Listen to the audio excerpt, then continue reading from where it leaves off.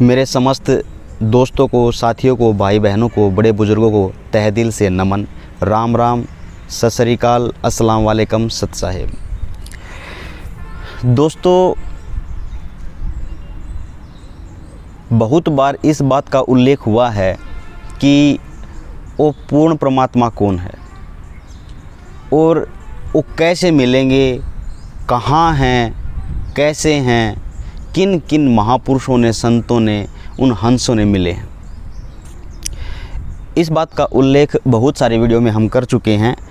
आज हम उस परम संत, महापुरुष और उन हंस के बारे में चर्चा करेंगे जिन्होंने उस परमात्मा को पाया और उनका स्वरूप बने। परमात्मा को प्राप्त करने के बाद जो उल्लेख किया है, जो कलम तोड़ महिमा गाई है, वो विस्मरणीय है। एक गजब का उल्लेख है, गजब का विवरण है। इस कथा की शुरुआत करता हूँ। दोस्तों, जिस टाइम पर हरियाणा प्रांत बना था और रोहतक डिस्ट्रिक्ट और झज्जर डिस्ट्रिक्ट का सेपरेशन नहीं हुआ था, उस टाइम पे क्रोथा गांव रोहतक डिस्ट्रिक्ट में था। तो जो बलराम सिंह धनखड़ जी थे, वो क्रोथा गांव के निवासी थे और रोहतक डिस्ट्रिक्ट में आते थे। लेकिन जब इनकी शादी शिवलाल की इकलौती पुत्री रानी देवी जी से हुआ, तो उस टाइम शादी के बाद ये क्रोथा गांव से छुडानी गांव में चले जाते हैं और छुडानी गांव में जाने के बाद वहाँ पे एक घर जमाई के रूप में रहते हैं। शिवलाल जी के पुत्र नहीं होने की वजह से वो अपने दामाद को घर जमाई के रूप में स्वीकार करते हैं और बलराम सिंह धनखड़ जी उनके घर जमाई के रूप में छुडानी में रहना शुरू कर देते हैं। उनकी यथा संपत्ति थी 1400 एकड़ ज़मीन, जो आज के टाइम की हैं, उस टाइम पे 2500 बीघा एक अलग मापदंड होता था, जो आज के वक्त में 1400 एकड़ की ज़मीन बोली जाती है। इतने बड़े ज़मीन का वारिस और संपत्ति को संभालने वाले बलराम सिंह धनखड़ को कोई संतान प्राप्त नहीं हुई और शादी के 12 साल के उपरांत उनको एक पुत्र प्राप्त होता है। और बड़े परिवार, बड़े ख़ानदान, उच्च कुल के इस परिवार में जो एक पुत्र प्राप्त होता है 12 साल के बाद, इतने लंबे टाइम अरसे के बाद, बहुत मन्नतों के बाद, तो उनका स्वाभाविक है कि उनको बहुत ज़्यादा नज़रों में रखा गया, निगरानी में रखा गया और उनका नाम भी ऐसा रखा गया कि जन समाज की नज़र ना पड़े, उसको टोक ना लगे, उसके स्वास्थ्य पे कुछ हानि ना हो, उस पे कुछ दुष्प्रभाव, कुशक्ति का आवरण ना हो। तो उनका नामांकन हुआ, तो उनका नामांकन बिल्कुल ही सरल और साधारण रखा, गरीबदास। उनका जो बाल्यकाल था, उस बाल्यकाल में ही वो जो 1400 एकड़ की ज़मीन थी, उसी ज़मीन में चारागाहों के लिए ज़मीन निकाली जाती थी। उस चारागाहों में उनके ही जो गायें थी, जो गौशाला थी, उस गौओं को लेके उनके जो सेवक होते थे वो, और जो साथी जो होते थे, पड़ोस के जो होते थे, सभी मिलकर गौओं को चराने के लिए चारागाहों में जाते थे, अपने खेतों में जाते थे। तो एक बार की ये घटना घटती है कि जब वो 10 वर्ष के थे, 10 वर्ष की आयु में अपने गवालों साथियों के साथ में मिलकर अपने चारागाहों में चराने के लिए जाते थे। और वहाँ की व्यवस्था होती थी कि कुछ समय अंतराल के लिए खेतों की रखवाली करेगा और उसका जब रेस्ट टाइम होगा, विश्राम का समय होगा, तो वो आके विश्राम करेंगे और जो दूसरे गवाले थे वो उनकी जगह पे जाके खेतों की सीमा पर जाकर खेतों की रखवाली करेंगे, जो फसल थी उसकी रखवाली करेंगे और चारागाहों में उन गौओं को चराने के लिए छोड़ दिया जाएगा। इस व्यवस्था से वो बारी बारी अपना कर्म बनाकर ये काम करते थे और हंसमुख से वार्तालाप करते हुए, गाँव के साथ खेलते हुए, बछड़ियों के साथ खेलते हुए अपना समय व्यतीत करते थे। तो इसी कार्यक्रम में, इसी क्रियाक्रम में वो करते करते समय व्यतीत होता था। और जब उन गरीबदास जी महाराज की आयु मात्र 10 वर्ष की थी, उस 10 वर्ष की आयु में एक बार जब वो अपने ग्वालों के साथ गए हुए थे, तो दोपहर के समय में खाने के टाइम जब वो विश्राम पे बैठे हुए थे, खाना खा रहे थे, उस वक्त एक जिंदा रूप बनाकर, जिंदा महात्मा का वेश बनाकर वो परम पिता परमात्मा, असंख्य ब्रह्मांडों के मालिक, वो सबसे बड़े ईश्वर परमेश्वर, वो खुदा जिंदा महात्मा का रूप बनाकर आए और सामने से देख रहे हैं। जब एक साधु आ रहा है तो स्वाभाविक है कि उस वक्त के दौर में एक आतिथ्य सत्कार बहुत गजब का होता था, जो शायद आज बहुत कम देखने को मिलता है। राहगीर होने से, अनजान होने से और कोई अतिथि होने से, कोई रिश्तेदार होने से बहुत प्रेम के साथ उनका आदर सम्मान करते थे, खाना खिलाने की व्यवस्था करते थे। तो ऐसे ही दोपहर के वक्त में इतनी धूप के टाइम पे जब उन जिंदा महात्मा को देखा तो वहाँ के ग्वाले आतिथ्य सत्कार से उनका स्वागत किया और उनको खाने के लिए निमंत्रण किया कि आइए महात्मा जी, खाना परोसा हुआ, आप खाना खाजिए। उनके इस सम्मान को देखकर जिंदा रूप में वो परमेश्वर बोले कि भाई मैं इस लोक का खाना नहीं खाता। तो बोले कि आप किस लोक से आए हैं फिर? तो उन्होंने जवाब दिया कि मैं सतलोक से आया हूँ, सचखंड से आया हूँ, सतधाम से आया हूँ।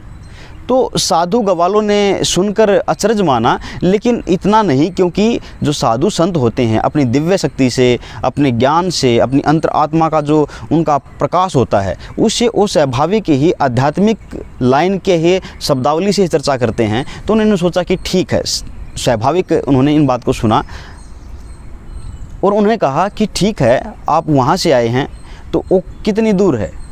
आपका सतखंड जो सचखंड है कहाँ है? बोला कि वो 16 शंख कोश की दूरी पर है। तो ग्वालों के मन में ये बात आई कि भाई 16 कोश की दूरी पर कोई गांव होगा, उस जगह का नाम होगा, तो चलो वहाँ से आए होंगे। लेकिन महात्मा जी 16 कोस की दूरी से आप चलकर आए हैं, क्योंकि वहाँ पे ये संसाधन नहीं होते थे, या तो पद यात्रा की जाती थी या फिर घोड़ों के साथ यात्राएं तय की जाती थी। तो ग्वालों ने उनसे आग्रह किया कि हे प्रभु, आप इतनी दूर से चलकर आए हैं तो स्वाभाविक भूख तो आपको लगी होगी, तो आप खाना तो खाइए ना। बोला कि भाई मैं ये खाना नहीं खाता। तो बोला कि फिर आप कौन सा खाना खाते हैं? ये खाना नहीं खाता तो मतलब कौन सा खाना खाते हैं? तो प्रभु ने उनको कहा कि मैं सचखंड का खाना खाता हूँ और मैं यहाँ पे कवारी जो बछिया होती है, नॉन टच, यानी कि जो गर्भ से ना हो, पवित्र, उस गाय का दूध पीकर मैं निर्वाह करता हूँ। अगर यहाँ पे पीना पड़ा तो मैं ऐसा पीऊँगा। तो उन्होंने हंस के कहा कि महात्मा जी, अगर आपको ना खाना हो तो ठीक है, आपकी इच्छा है, लेकिन ये कौन सी बात कि आप एक कवारी बछिया का दूध पिएंगे? ये तो संभवतः नहीं है ना, नहीं हो सकता। उसी दौरान वो छोटे से बच्चे गरीबदास जी महाराज उठे, मन मगन मस्त होकर भागकर अपनी बछिया के पास गए। उसकी प्यारी बछिया थी और उसको पकड़कर उसको लाड से, प्रेम से, दुलार से उसको खींच कर लाते हैं और प्रभु के सामने खड़ा कर देते हैं। बोलते हैं कि महात्मा जी, इतनी छोटी बच्चियाँ है, इनको ना तो सतन है, न दूध देने की इसकी उम्र है, तो ये दूध कैसे देगी? तो प्रभु ने प्रेम भरी नज़रों से उस हंस की तरफ देखा जिनके लिए वो आए थे। उनको कहा कि बेटा ये देगी, दूध भी देगी। आप एक स्वच्छ बर्तन कीजिए, साफ़ सुथरा जो बर्तन है उसको धोकर लेके आइए, इनके नीचे रखिएगा उस पवित्र बर्तन को, पात्र को। वो छोटा सा लड़का गया, भाग के उसको बर्तन को लेके आया और उनके नीचे उस बर्तन को रखा। प्रभु ने उस कवारी बच्चिया के कमर पर हाथ रखा, आशीर्वाद दिया और उनके सतन बड़े हुए और दूध अपने आप स्रावित हो रहा है। वो बर्तन भरने के बाद वो अपने आप ही दूध बंद हो गया। अब बोला कि देखो भाई ग्वालो, दूध दिया ना, कवारी बच्चिया ने दूध दिया। और ये दूध नहीं, ये अमृत है, ये यहाँ का दूध नहीं है, ये सचखंड का दूध है। वो सनातन धाम से आया है, उस पूर्ण परमात्मा के उस ग्रह से आया है, ये उस लोक से आया है। इस चीज़ को देखकर सब आश्चर्यचकित हो गए और डर गए, भय से बोले कि ये तो जादू का चीज़ तैयार की है, ये तो जादू है। और उन्होंने कहा, परमेश्वर ने कहा कि भाई ये वाला दूध बार बार नहीं मिलता, ये अमृत आपको दोबारा से बार बार ऐसे नहीं सौभाग्य से मिलता, तो अगर आपको पीना है तो पीजिए। परमात्मा ने उसको उठाया और उस बर्तन से आधा दूध पी लिया, आधा दूध बच गया। तो उन ग्वालों को उनको कहा कि अगर आप इच्छुक हैं तो इस अमृत का पान कर सकते हैं। लेकिन ग्वाले सब डर गए, भयभीत हो गए और वहाँ से उठकर चल पड़े कि ये जादू टोने का दूध है, हम नहीं पिएंगे, पता नहीं क्या मृत्यु हो जाए, पता नहीं क्या कुछ हो जाए। तो उठ के चले जाते हैं। वो 10 साल के मात्र छोटे हैं बच्चे, अबोध बच्चा वहाँ पे बैठा रहता है और कहता है, मालिक ये दूध मुझे दे दीजिए, ये अमृत पान कब कब करने को मिले। उन्होंने उस दूध को, उस अमृत को लिया और गट गट करके पी गए। उस छोटे से अबोध बच्चे ने जब वो पिया तो पीते हुए परमेश्वर ने कहा कि बेटा, ये जो भूलोक है ये कर्म मंडल है, इसमें कर्म करके अपने अच्छे कर्म सुकर्मों का संचन करके उस पूर्ण परमात्मा का ध्यान कर कर उसकी पूजा आराधना साधना भक्ति कर कर उन मंत्रों से जो भक्ति की जो कमाई मिलती है उसको संचित कर कर उस परमात्मा के पास जाया जा सकता है कि जो अमर लोक में बैठा है, जो पूर्ण परमात्मा है, जो सबसे बड़ा परमात्मा है। अन्यथा इस कर्म लोक में जीवन को व्यापन करके ख़त्म करके आप चले जाओगे तो उसका कोई लक्ष्य नहीं रहेगा, उस चीज़ का कोई प्रयोजन नहीं रहेगा। तो गरीबदास जी महाराज सुन रहे हैं कि बोला, वो परमेश्वर बोले कि बेटा भक्ति करनी चाहिए, आप भक्ति किया करो। तो छोटा सा अबोध बच्चा बोलता है कि महात्मा जी हम भक्ति तो करते हैं। परमेश्वर ने समझाने के लिए पूछा कि किसकी करते हो, कैसे करते हो। उन्होंने कहा हम खाटू श्याम की करते हैं, कृष्ण जी की करते हैं, राम जी की करते हैं, सब उपवास करते हैं, ब्रह्मा जी, विष्णु जी, महेश जी, जो भी त्यौहार आता है, जो भी उपवास आता है हम उसके लिए सब करते हैं। हमारे घर पे अगरबत्ती, जैसे दिया, जैसे मंदिर, जैसे पूजा आराधना आरती सब चौका होता है वो सब करते हैं हमारे परिवार में, हमारे घर पे। तो बोला कि बेटे ये भक्ति का तरीका नहीं है। तो वो 10 साल के अबोध बच्चे बोलते हैं कि तो कैसे होती है भक्ति। परमात्मा ने से लिखे से उस बच्चे को समझाया कि बेटा वो पूर्ण परमात्मा असंख्य ब्रह्मांडों के जो मालिक हैं वो हमारा इंतज़ार कर रहे हैं वहाँ पे, और मैं उनका संदेश वाहक बनकर यहाँ पे आया हूँ। आप ये इस भूलोक को संभाले हुए जिनका आधिपत्य जिन देवों के पास है, ब्रह्मा जी, विष्णु जी, महेश जी, उनका, उनसे ऊपर जो माता दुर्गा है उनका, उनसे भी ऊपर जो ब्रह्म है, ओम है उनका, उनसे भी ऊपर जो परब्रह्म है उनका, और फिर अंततः जो पूर्ण परमात्मा है, असंख्य ब्रह्मांडों के मालिक हैं, उस परमात्मा का मंत्र होना अति आवश्यक है। जब हम उन मंत्रों का उच्चारण करेंगे, जब उन मंत्रों का जाप करेंगे, छोटे छोटे पवित्र मंत्र हैं।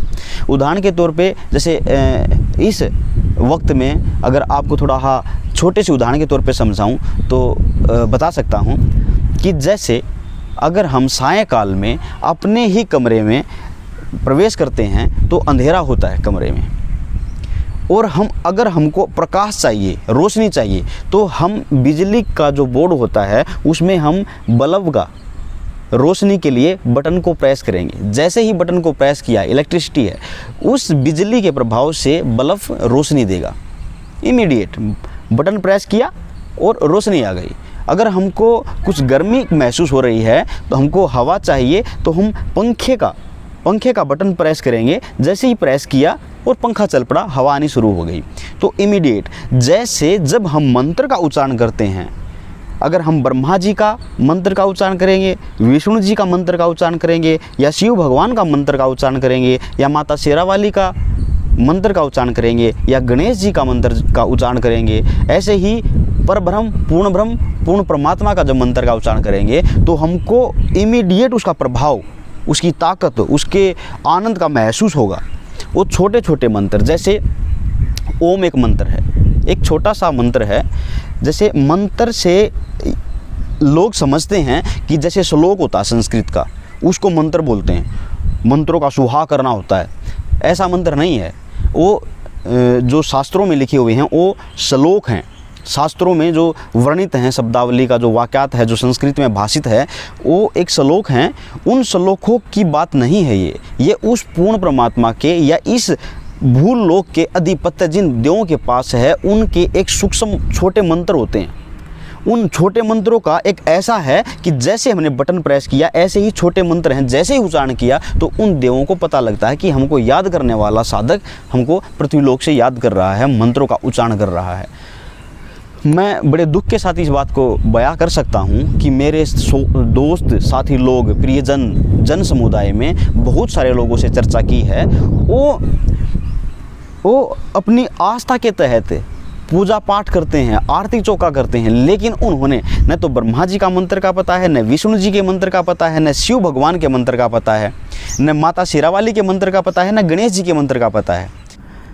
साधारणतः जनमानस में देखा गया है कि जैसे कोई भी उपासक है, साधक है, भगत है, वो मंत्रों का उच्चारण करता है। उदाहरण के तौर पे बहुत सारे मंत्र हैं, जैसे राधे राधे श्याम मिला दे, ओम नमः शिवाय, हाँ, बहुत सारे ऐसे मंत्र हैं कि बनाए हुए हैं। ये एक वैसे ही जैसे ओम नमः शिवाय, ओम एक ऐसा ब्रह्म का मंत्र है कि किसी भी संस्कृत के भाषित श्लोक के आगे भी लगा देते हैं तो लोग समझते हैं मंत्र है। जैसे पवित्र यजुर्वेद के अध्याय नंबर 36 के मंत्र नंबर 3 में उल्लेखित है कि ब्रह्म गायत्री मंत्र जिसको बोलते हैं, एक्चुअली ये ओम मंत्र वहाँ पे नहीं है, ये ओम मंत्र बाद में लगाया गया है और वहाँ की एक विशेषता को उठा करके ओम इसके साथ अटैच करके ब्रह्म गायत्री मंत्र बोल दिया। एक्चुअली ये एक परमात्मा की एक महिमा है, मंत्र नहीं है। लोगों का भाव ऐसा है कि ओम को किसी भी संस्कृत के श्लोक के आगे अटैच कर देंगे तो मंत्र बन जाएगा और उसका जाप करने से हमको पुण्य कर्म मिलेगा। एक हल्का हा स्वभाव रहता है, कोई भी आस्तिक आदमी रहता है, आस्था करने का परिणाम रहता है। कोई भी अगर उन मंत्रों का उच्चारण करता है तो उनको ज़रा सा कुछ फ़र्क रहता है, सहारा रहता है। लेकिन ब्रह्मा जी, विष्णु जी, महेश जी, गणेश जी, माता शेरावाली या ब्रह्म परब्रह्म या पूर्ण परमात्मा है, उनके एक ओरिजिनल मंत्र हैं छोटे छोटे, जिनको वो डायरेक्ट मंत्रों का उच्चारण करके उस परमात्मा की सत्ता को, उसकी शक्ति को, उसको महसूस कर सकते हैं। लेकिन किसी भी संस्कृत के भाषित श्लोक के आगे ऐड करके उनका उच्चारण करने से कल्याण नहीं है। लोगों के मन में ऐसा है जैसे ओम नमः शिवाय, ये एक साधारणतः क्या है, एक भाव है कि हे शिव भगवान हमारा नमन है, उसके आगे ओम ऐड कर दिया तो लोग समझते कि ये मंत्र है। ये मंत्र नहीं है। जैसे भगवान शिव का एक प्योर, एक छोटा सा अलग से मंत्र रहता है, ऐसे ब्रह्मा जी का भी, विष्णु जी का भी और महेश जी का भी, गणेश जी का भी, माता शेरावाली, अष्टंगी प्रकृति दुर्गा जी, इनका भी, और ब्रह्म का भी, परब्रह्म का भी, पूर्ण ब्रह्म का भी, ऐसे मंत्र होते हैं छोटे छोटे, बिल्कुल प्योर। जब हम उसका उच्चारण करते हैं तो उसका वो महसूस होता है कि हम कुछ गेन कर रहे हैं, कुछ हासिल कर रहे हैं, अर्जित कर रहे हैं। तो उन पवित्र मंत्रों की जानकारी अति आवश्यक है। गीता जी के 4 अध्याय में इस बात का उल्लेख है कि उन मंत्रों को हासिल करने के लिए और उस परमात्मा को पाने के लिए हमें तत्वदर्शी संत की खोज करनी पड़ेगी, विनम्र भाव से उनको आग्रह करना पड़ेगा। जब वो संत, परम संत, तत्वदर्शी संत आपको उनकी रजा बख्शेंगे, उन मंत्रों को आपको अर्जित करेंगे, आपको शिष्य धारण करके उन मंत्रों को दे करके भक्ति संपूर्ण करवाएंगे। तो दोस्तों, तत्वदर्शी संत की खोज करना अति आवश्यक है मानुष जन्म में। आप पहले अध्यात्म में मन लगाइए, जानने की कोशिश कीजिए, अध्यात्म को जानने की कोशिश कीजिए, फिर सर्च कीजिए कि इस भूलोक में परम संत कौन है जो पूर्ण परमात्मा का ज्ञान देते हैं, न कि किसी भी देव का। देव एक नॉर्मल सतर है। लोगों ने इसको अफवाहों में या स्तुतियों में ऐसा गान किया है कि लोग समझते हैं कि यही असंख्य ब्रह्मांडों के मालिक हैं, ब्रह्मा जी, विष्णु जी, महेश जी। तो दोस्तों, जैसे कोई भी मंत्र बनाया गया है, वो मंत्र राधे राधे श्याम मिला दे, ये एक रिक्वेस्ट है। ओम नमः शिवाय ये एक नमन है। ऐसे ऐसे बहुत सारे हैं, लोगों ने बहुत सारे क्रिएट किए हुए हैं जो धर्म के ठेकेदार बने हुए हैं और धर्म को ठग रहे हैं। आम जनता को, आम जनमानस को मीठी मीठी बातें बना करके उनके जीवन का एक दुरुपयोग कर रहे हैं, उनको एक नाश की तरफ लेकर के जा रहे हैं। दोस्तों, ऐसे संत महाजन के बेस में बैठे हुए उन भेड़ियों से बच के रहिएगा, क्योंकि वो जीवन को व्यर्थ कर देंगे। अध्यात्म को सलीके से समझने की ज़रूरत है। उन देवों के भी मंत्रों की आवश्यकता है, क्योंकि हम इस होटल में रह रहे हैं तो हमको उनकी पेमेंट को अदा करना है, उनके बिल को अदा करना है। तो हमको उनके मंत्रों का उच्चारण करके अपने कर्मों को संचित करना है, फिर हमको उनको वापस देना है, हमको निर्मल पाक पवित्र बनना है, फिर हम उस परमात्मा की तरफ प्रस्थान करेंगे। वो हमारा दामन पकड़ के रखेंगे, हमको लेके जाएंगे, रास्ता दिखाएंगे। लेकिन सबसे पहले नीयत हम में होनी चाहिए, हमें भाव होना चाहिए, हमको अध्यात्म को समझने की नीयत होनी चाहिए। तत्वदर्शी संत की खोज कीजिए, उनको गुरु बनाइए, अपनाइए, आग्रह कीजिए, उन मंत्रों को, उन अध्यात्म का सलीका सीखिए, उन मंत्रों को ग्रहण कीजिए, उनका जाप कीजिए, उस परमात्मा को पाने का जो मार्ग है उस पर चलिए। तब जा कर के यहाँ की इस प्रभुत्व सत्ता जो बनाई हुई है, शक्तियाँ बनाई हुई हैं, उनको हम समझ सकते हैं। जब जा कर के हम अपने कर्मों को, जो दुष्कर्म हैं हमारे, जो पाप कर्म हमारे, उनको छीन कर सकते हैं और पाक पवित्र बन सकते हैं। उस परमात्म तत्व को प्राप्त करने के लिए हमको पाक पवित्र बनना ही पड़ेगा, उस परमात्मा में नियत मन मंथन रखना ही पड़ेगा, तब जाकर के हम सफल होंगे इस मार्ग पर। दोस्तों, ये बहुत ही दुखद बात है कि जिस भी देव की हम आराधना करते हैं, पूजा करते हैं, साधना करते हैं, उसके हमको मूल चीज़ का ही नहीं पता। जो समाज में पीढ़ी दर पीढ़ी एक व्यवस्था चली हुई है, एक समाज में जो ये रूपण चला हुआ है कि एक वंश से दूसरे वंश में लोग आराधना साधना पूजा आरती चौका सब कुछ करते आए हैं, उपवास भी करते हैं, पूजा भी करते हैं, चौका भी करते हैं, लेकिन जो अनमोल चीज़ है वो चीज़ हमारे पास नहीं है। देखो, मैं इस चीज़ का थोड़ा विवरण करना चाहूँगा कि एक मानुष देह है, मानुष देह में 7 पोजीशन होती हैं, जिसको संत भाषा में कमल कहते हैं। उन कमलों में भगवानों के वास की, शक्ति की, सत्ता की एक जगह होती है। जैसे ये जो शरीर के ऊपर बिल्कुल टॉप में ये जो कमल होता है, अंश होता है, इसको सहस्रार कमल बोलते हैं। जो हमारे बिल्कुल इन 2 आँखों के बीच में जो ये जगह होती है, यहाँ पे त्रिकुटी बोलते हैं। जैसे ही कंठ कमल होता है, यहाँ पे कंठ कमल है, यहाँ पे हृदय कमल है, यहाँ पे नाभि कमल है, नाभि कमल से जरा सा नीचे एक स्वाद कमल है, स्वाद कमल के बिल्कुल नीचे में मूल कमल है। ये 7 जगह होती हैं। तो उन 7 जगहों पे, इन कमलों में किस किस का वास होता है, ये बताना बहुत महत्वपूर्ण है कि सहस्रार कमल में पूर्ण परमात्मा जो हमारे इष्ट होते हैं वे होते हैं, और त्रिकुटी में हमको महसूस होता है कि हमारे सद्गुरु रूप में परमात्मा हैं, निराग परमात्मा के स्वरूप में। और कंठ कमल में अविद्या होती है। अविद्या मीन्स प्रकृति, दुर्गा माता शेरा वाली, उनका यहाँ पे वास होता है, उनकी शक्ति का वास होता है इस कमल के अंदर। हृदय कमल में महादेव और पार्वती जी होते हैं। जो नाभि कमल होता है, नाभि कमल में विष्णु जी और लक्ष्मी जी होते हैं। ऐसे ही स्वाद कमल में ब्रह्मा जी और सावित्री जी होते हैं। ऐसे ही जो सबसे अंततः जो ये अंत में जो कमल है, जो स्वाद कमल है, मूल कमल है, उन मूल कमल में भगवान गणेश जी का वास है। इन शक्तियों के वास हैं, जो इन शक्तियों के वास में उनके एक मूल मंत्र की आवश्यकता होती है। कि जैसे एक योगी होता है, योगी होता है जो योग साधना में लगा रहता है, कोई ओम का उच्चारण करेगा, कोई किसी मंत्र का उच्चारण करेगा, तो वो अपनी योग अवस्था में बैठकर ध्यानमग्न होकर उसकी कोशिश करते हैं कि इन कमलों से उनकी आत्मा संचारित हो, उन कमलों से निकलकर और बिल्कुल टॉप में पहुंच सके। ये एक विधि का विधान है। इस भूलोक की जो रचना की गई है, वो रचना की कॉपी इस शरीर में किया गया है। जैसे अगर किसी भी इष्ट देव की हम पूजा करते हैं, आराधना करते हैं, साधना करते हैं, जैसे हमने लिए भगवान विष्णु जी की हमने उपासना करनी शुरू की। जब हम योग साधना में बैठ के उनकी करेंगे तो उनका जो कमल का वास है, जो कमल है, नाभि कमल में है, तो हमारी अंतर आत्मा की जो सुरती जाएगी, जो उसका ध्यान जाएगा, जो उसका मार्ग बनेगा, वो इधर से गुजर के जाएगा। तो दोस्तों, ये थोड़ा सा संकेत है, इतना एक्सप्लेन करने के लिए बहुत बड़ी कहानी बन जाएगी।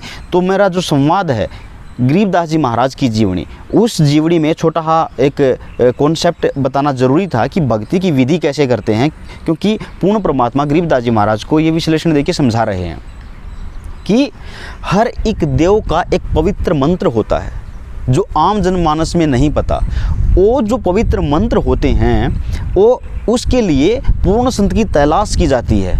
उनको ढूंढना पड़ता है, उनकी खोज करनी पड़ती है, अपने मन मंथन से, चिंतन से सोचना पड़ता है कि इस भूलोक पर उस पूर्ण परमात्मा के बारे में जानकारी देने वाले तत्वदर्शी संत कौन हैं। वो गुरु धारण करना होता है, गुरु धारण करके तब वो उनका उल्लेख करेंगे, विवरण देंगे, उसके बारे में पूरी यथाशक्ति के बारे में बिल्कुल जानकारी देंगे, उन मंत्रों को उनको देंगे और मंत्रों को ग्रहण करके गुरु से उन मंत्रों को लेके जब उसका जाप किया जाएगा, उसका अभ्यास किया जाएगा, तो वो जो धन अर्जित होगा हमारा, उस धन को इकट्ठा करके, अच्छे सुकर्मों को इकट्ठा करके हमको इन ब्रह्मांड में जो यथाशक्ति हैं, जो ये इसका अधिपत्य जिन देवों के पास है, उसकी कमाई को हमको उनको समर्पण करना होता है। जैसे इसका लिंक भी एक छोटी सी कहानी के तहत सुलझाना पड़ेगा। जैसे हम अपने प्रदेश से किसी दूसरे प्रदेश में जाते हैं और वहाँ जाने के लिए हमको खाने की व्यवस्था तैयार करनी पड़ती है। सोच लीजिए हम खाने की व्यवस्था किसी होटल में करते हैं, बहुत अच्छा होटल है, हर व्यवस्था है वहाँ पे, खाने की, पीने की, नहाने की, धोने की, घूमने की, रमणीय स्थल है, स्विमिंग पूल है, म्यूजिक है, सब चीज़ हैं जो आज के वक्त में 5 स्टार होटल जो प्रोवाइड करवाते हैं। अगर हम उसमें प्रवेश करते हैं तो हमारा बिल्कुल एड्रेस ले लेगा।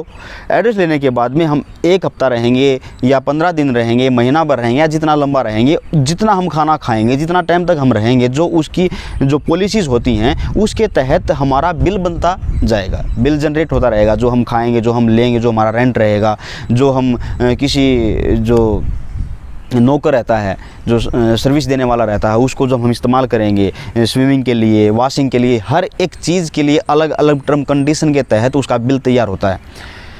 जब हमको उस होटल से चेकआउट करना होता है, निकलना होता है, तो हमको उस होटल की पूरी जो बिल लिस्ट है उसको हमको पे करना होता है। उस बिल को पे करने के बाद हम उस होटल से निकल सकते हैं। तो ये एक भूलोक जो एक कर्म मंडल है, ये एक होटल की तरह है। जितना हम खाना खाते हैं, पानी पीते हैं, नहाते हैं, धोते हैं, घूमते हैं, यहाँ का जलवायु का इस्तेमाल करते हैं, तो हम पर कर्ज रहता है। जब हम अपने जीवन को कंप्लीट कर लेंगे और अंत में जब इस शरीर से निकलना होगा, तो उस वक्त हमको यहाँ का लेखा जोखा पूरी व्यवस्था हमको देनी होगी। जब हमको यहाँ का बिल पे करना होगा, अगर हमारे पास वो बिल पे करने की हमारे पास औकात नहीं है, हमारे पास संपत्ति नहीं है, हमारे पास धन नहीं है, तो हम नेगेटिव बैलेंस में जाएंगे और हमारे साथ वो क्या अत्याचार करेगा उससे आप वाकिफ़ नहीं हैं। ये जो 84 लाख योनियों का जो भ्रमण होता है, यह इसी वजह से होता है कि मानुष जन्म लेकर हम उसका सदुपयोग नहीं कर पाते, जिसकी वजह से हम इस अनमोल जीवन को व्यर्थ कर देते हैं। उसके बाद हम कर्मों की हम पर मार पड़ती है, हमारे पास धन नहीं है उसको देने के लिए, लेकिन हम उसका अपराध भुगतने के लिए जीवन चक्कर में जाते हैं। इस जो भ्रमण रहता है 84 लाख योनियों का, हम उसमें निकलते हैं। उसके बाद हमको हर यातनाओं को सहन करना पड़ता है। ये जो मानुष जन्म है, ख़त्म होने के बाद, शरीर से आत्मा निकलने के बाद, अच्छे कर्म बुरे कर्मों का हमको लेखा जोखा देखना पड़ता है। बुरे कर्मों के लिए नरक में जाना पड़ता है, अनेक यातनाएं सहनी पड़ती है। अच्छे कर्मों के लिए स्वर्ग लोक रहता है, वहाँ पे हम कुछ सुविधा ले पाएंगे। अगर हमारे अच्छे कर्मों की सुविधा हम लेने के बाद वो ख़त्म कर देंगे, तो हमको फिर से इस भूमंडल में आना पड़ेगा। भूमंडल में आके 84 लाख योनियों का भ्रमण करते हुए यातनाओं को सहते सहते फिर मानुष जन्म मिलेगा। फिर से हमने भक्ति नहीं की तो फिर से हमको यातनाएँ सहनी पड़ेंगी, जो कठोर दंड होते हैं उनको सहना पड़ेगा। तो दोस्तों, इस चक्कर से, इस भ्रमणा से भटकते हुए इस जीव को बचाने के लिए हमको इस मानुष जन्म में पूर्ण संत की तलाश करनी अति आवश्यक होती है। उस पूर्ण परमात्मा के हंस को, उनके स्वरूप को ढूंढना अति आवश्यक होता है। श्री मद् भगवत गीता जी के 4थे अध्याय के 32वें 36वें श्लोक में इस चीज़ का उल्लेख है कि अर्जुन, जितना मेरा सत्र है, जैसे उन्होंने 7वें अध्याय में उल्लेख किया है कि ब्रह्मा जी, विष्णु जी, महेश जी, इनकी कितनी सत्ता है और ये माया के द्वारा वशीभूत होकर के कितने लोगों को भ्रमित कर रहे हैं। इस माया के द्वारा जिनका ज्ञान हरा जा चुका है, वो मनुष्यों में नीच दूषित कर्म करने वाले मूर्ख अज्ञानी लोग हैं। 4 प्रकार के गाले का तमेचा मरा है। तो दोस्तों, ब्रह्मा जी, विष्णु जी, महेश को हम सर्वस्व माने हुए हैं कि ये अनेकों ब्रह्मांडों के मालिक हैं, जब उनके पुराणों में उनकी स्तुति गाई जाती है किसी भी ऋषि जन के द्वारा, तो इतनी हद से ज़्यादा स्तुति गाई जाती है कि वो लोग जो जनमानस यहाँ के हैं वो इतने भ्रमित हो चुके हैं कि वास्तव में भगवान है कौन।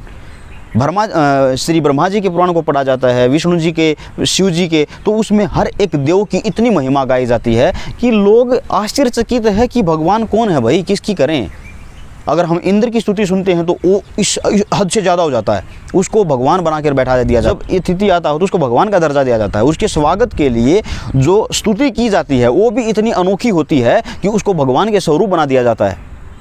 तो दोस्तों आखिरकार भगवान है कौन? ये एक भ्रमणा है कि ये षड्यंत्र है कि यहाँ के जनमानस को एक मूर्खता में, एक आश्चर्य में, एक भ्रमणा में भटका कर यहीं पर लिप्त होकर घुमाना यहाँ की एक साजिश है। हमको इस साजिश से निकलकर, जैसे श्रीमद् भगवत गीता जी के 4थे अध्याय में 32 से 36 श्लोक में विवरण किया गया है कि अर्जुन, अगर मेरे स्तर की भक्ति चाहिए तो मुझे आप पा सकते हो।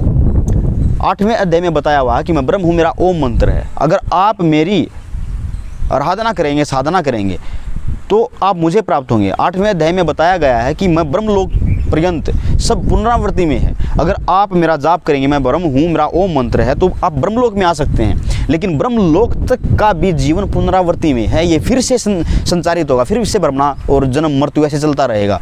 आपके जन्म एक साधारणतः हैं, मेरे अलौकिक हैं, मेरे भी जन्म मृत्यु होते हैं। तो दोस्तों ये एक बहुत गंभीर और बिल्कुल ही महत्वपूर्ण टॉपिक है। आपको इस चीज़ को सलीके से समझना चाहिए कि यहाँ का जो षड्यंत्र है, यहाँ की जो व्यवस्था है वो एक ऐसी है कि एक जीव को उलझा कर अब उसका जीवन को व्यर्थ कर देना। ब्रह्मा जी, विष्णु जी, महेश से जो बड़ी ताकत है, माता शेरा वाली, दुर्गा, अष्टंगी, उससे भी जो बड़े कंट्रोलर हैं, ब्रह्म जो ब्रह्म लोक तक रहते हैं, उनसे भी जो बड़ी शक्ति है परब्रह्म, और उनसे भी जो पूर्ण ब्रह्म ताकत है, उस पूर्ण परमात्मा के बारे में जानकारी लेने के लिए इशारा किया है गीता ज्ञानदाता ने कि अर्जुन, ब्रह्मलोक तक तो पुनरावृत्ति में है, अगर तुमको उस परमात्मा का सहारा चाहिए, उस परमात्मा का सनातन धाम चाहिए, वो सनातन परमात्मा चाहिए, तो किसी तत्वदर्शी की खोज करो, संत की खोज करो, उसे आदरपूर्ण एक विनम्र भाव से दंडवत प्रणाम करो, आग्रह करो, वो आप पर रजा बख्शेंगे, ओम मंत्र देंगे। उनको भी उस परमात्मा के बारे में जानकारी देने का अधिकार नहीं है या बताना नहीं चाहता। दोस्तों बहुत ही गंभीर और बहुत ही महत्वपूर्ण संवाद है ये। आपको इसको बिल्कुल करीबी से, बिल्कुल एक भाव से समझने की आवश्यकता है। तो परमात्मा उन गरीबदास जी महाराज को जब इन चीज़ का उल्लेख कर रहे हैं कि बेटा, ब्रह्मा जी, विष्णु जी, महेश जी तो इन 3 लोगों को संभालने के लिए एक प्रधान है, लेकिन असंख्यों ब्रह्मांडों को संभालने वाला पूर्ण परमात्मा कोई और है, आप उसकी पूजा कीजिए। वहाँ का स्थान अमर लोक है, वहाँ पर जो वहाँ की जीवन शैली है वो गजब की है, वहाँ का जो वातावरण है वो शुद्ध है, यहाँ का जो जीवन है वो अशुद्धता में है। वातावरण प्रदूषित है, जलवायु प्रदूषित है, और पानी को देखने से, हवा को देखने से, इंसानों की प्रवृत्ति देखने से सब कुछ दूषित है। अगर आपको पूर्ण परमात्मा चाहिए, वहाँ की जीवन शैली चाहिए, तो वहाँ का जो माहौल है इतना गजब का है कि वहाँ पे शीश महल रहते हैं, वहाँ की वायु इतनी शुद्ध होती है कि उसमें से सुगंध आती है हमेशा। वहाँ के जो कंचन महल हैं हमेशा जगमगाहट से चमकते रहते हैं। वहाँ की पवित्रता इतनी है कि कोई भी हंस अगर उड़ना चाहता तो उड़ सकता है, कोई भी स्वरूप बदलना चाहता तो बदल सकता है। वहाँ की जो सफ़ेद चमक है हर एक हंस में वो गजब की है, वो अमर लोक है। वहाँ का कोई भी जीव मृत्यु को प्राप्त नहीं होता, बुजुर्ग या वृद्ध नहीं होता, कोई भी बीमार नहीं होता। वो अमर लोक के पास में, अमर परमात्मा के पास में जो जीवन जीने की शैली है इतनी गजब की है, इतनी अमरता की है कि वहाँ पे किसी इंसान को भूख नहीं लगती, प्यास नहीं सताती, तपन नहीं सताता। वहाँ का जो जीवन है वो गजब का है, अमरणीय है। तो इन बातों को सुनकर गरीबदास जी महाराज बोलते हैं कि भगवान, ओ भगवान, मेरे को भी दिखा दो। परमात्मा को इन्हीं अल्फाज की आवश्यकता थी कि जिस हंस के लिए वो आए थे, क्योंकि गीता जी के 18वें अध्याय के अंतिम श्लोक में ये बात बताई गई है कि अगर किसी इंसान में भक्ति को सुनने की इच्छा नहीं है तो उसको ज़बरदस्ती नहीं सुनाना चाहिए। जिस इंसान की भक्ति में नियत है, भक्ति की बात करना चाहता है, तो उसको भागवत सुनाइए, उसको असर करेगी, उसका कर्म बढ़ेगा, उसके फिर सुकर्मों का संचय होगा। लेकिन जो इंसान इच्छित नहीं है उसको ज़बरदस्ती सुनाना एक पाप का कारण होता है। तो भक्ति करना भी सब इच्छा से होता है, भगवान के पास जाना भी सब इच्छा से होता है, ज़बरदस्ती नहीं होता। तो गरीबदास जी महाराज के अंतःकरण से जब ये आवाज़ आई कि प्रभु ओ भगवान, ओ परमात्मा, मुझे भी दिखा दीजिए, मुझे भी मिलवा दीजिए, वो स्थान मुझे भी दिखा दीजिए। जब उनके अंतःकरण से जब ये बटन प्रेस हुआ, बटन दबा, तो वो सॉफ्टवेयर काम करना शुरू किया, आदेश मिल गया, परमात्मा बोले बेटा तैयार हो जाओ। उन्होंने ऐसे बैठे, उनको मंत्र दिए, उनको रास्ता बताया कि बेटे ऐसे ऐसे उच्चारण करो। और वो हंस आत्मा परमात्मा के साथ मिलकर उन मंत्रों का उच्चारण कर रहे हैं। उनकी अंतर आत्मा को निकाल के उसका शरीर जो स्थूल शरीर है वहीं पे बैठे रहा और उनकी अंतर आत्मा को लेके चल पड़े परमात्मा। और वहाँ पर यहाँ से निकलकर दिखाते हुए, हर मंडल को दिखाते हुए जा रहे हैं कि ये देखो, ये भूमंडल है, पृथ्वीलोक है, यहाँ से ये नरक का द्वार है, ये स्वर्ग का द्वार है, यहाँ पे धर्मराज बैठता है, यहाँ पर आगे जाके ब्रह्मा जी का लोक, विष्णु जी का लोक, शिव जी का लोक, माता दुर्गा का लोक, ब्रह्मलोक, ये महास्वर्ग है, महाब्रह्मलोक है, महाविष्णु जी का अलग है, महाशिव जी का अलग है, ब्रह्मा जी का अलग है, उनके ऊपर अलग अलग है 88,000 अखाड़े। फिर ऊपर जाके त्रिकुटी के जाके बावर गुफा में जैसे इस जो त्रिकुटी रहता है, त्रिकुटी के एक साइड में जो बजर के जो गेट होते हैं, उन गेटों से जो त्रिकुटी का रास्ता जो क्रॉस करके जाया जाता है, जो 12वां द्वार बोलते हैं कि 12वां द्वार से ऊपर जाके वो सचखंड शुरू होता है, परब्रह्म का लोक शुरू होता है, फिर पूर्ण परमात्मा का लोक शुरू होता है। वहाँ पर जाकर जब उन्होंने सतनाम का उच्चारण किया तो यहाँ का जो मालिक है, जिसके बारे में आम जनमानस समझता भी नहीं है, जानता भी नहीं है, कि इस पूरे ब्रह्मांड 21 ब्रह्मांडों का मालिक ब्रह्म है, जिसका ओम मंत्र है, वह विशाल रूप वहाँ पे त्रिकुटी पर बैठा हुआ है, रास्ता रोके हुए बैठा हुआ है। जब वहाँ जाकर कबीर परमात्मा ने उन जिंदा महात्मा के रूप में आए हुए उन परमात्मा के संदेश वाहक ने जब सतनाम का उच्चारण किया तो बजर का जो गेट था, कपाट थे, वो खुल गए और उनका आसीन शीश नीचे हुआ। उनके शीश पर कदम रखकर परमात्मा उस हंस को लेके गए। वहाँ जाने के बाद जो वहाँ की व्यवस्था देखते हैं, उसका उल्लेख गरीबदास जी महाराज अपने गरीब ग्रंथ में, रतन सागर में जब उल्लेखित करते हैं, इतनी गजब की करम तोल महिमा गाई गई है, बहुत गजब की।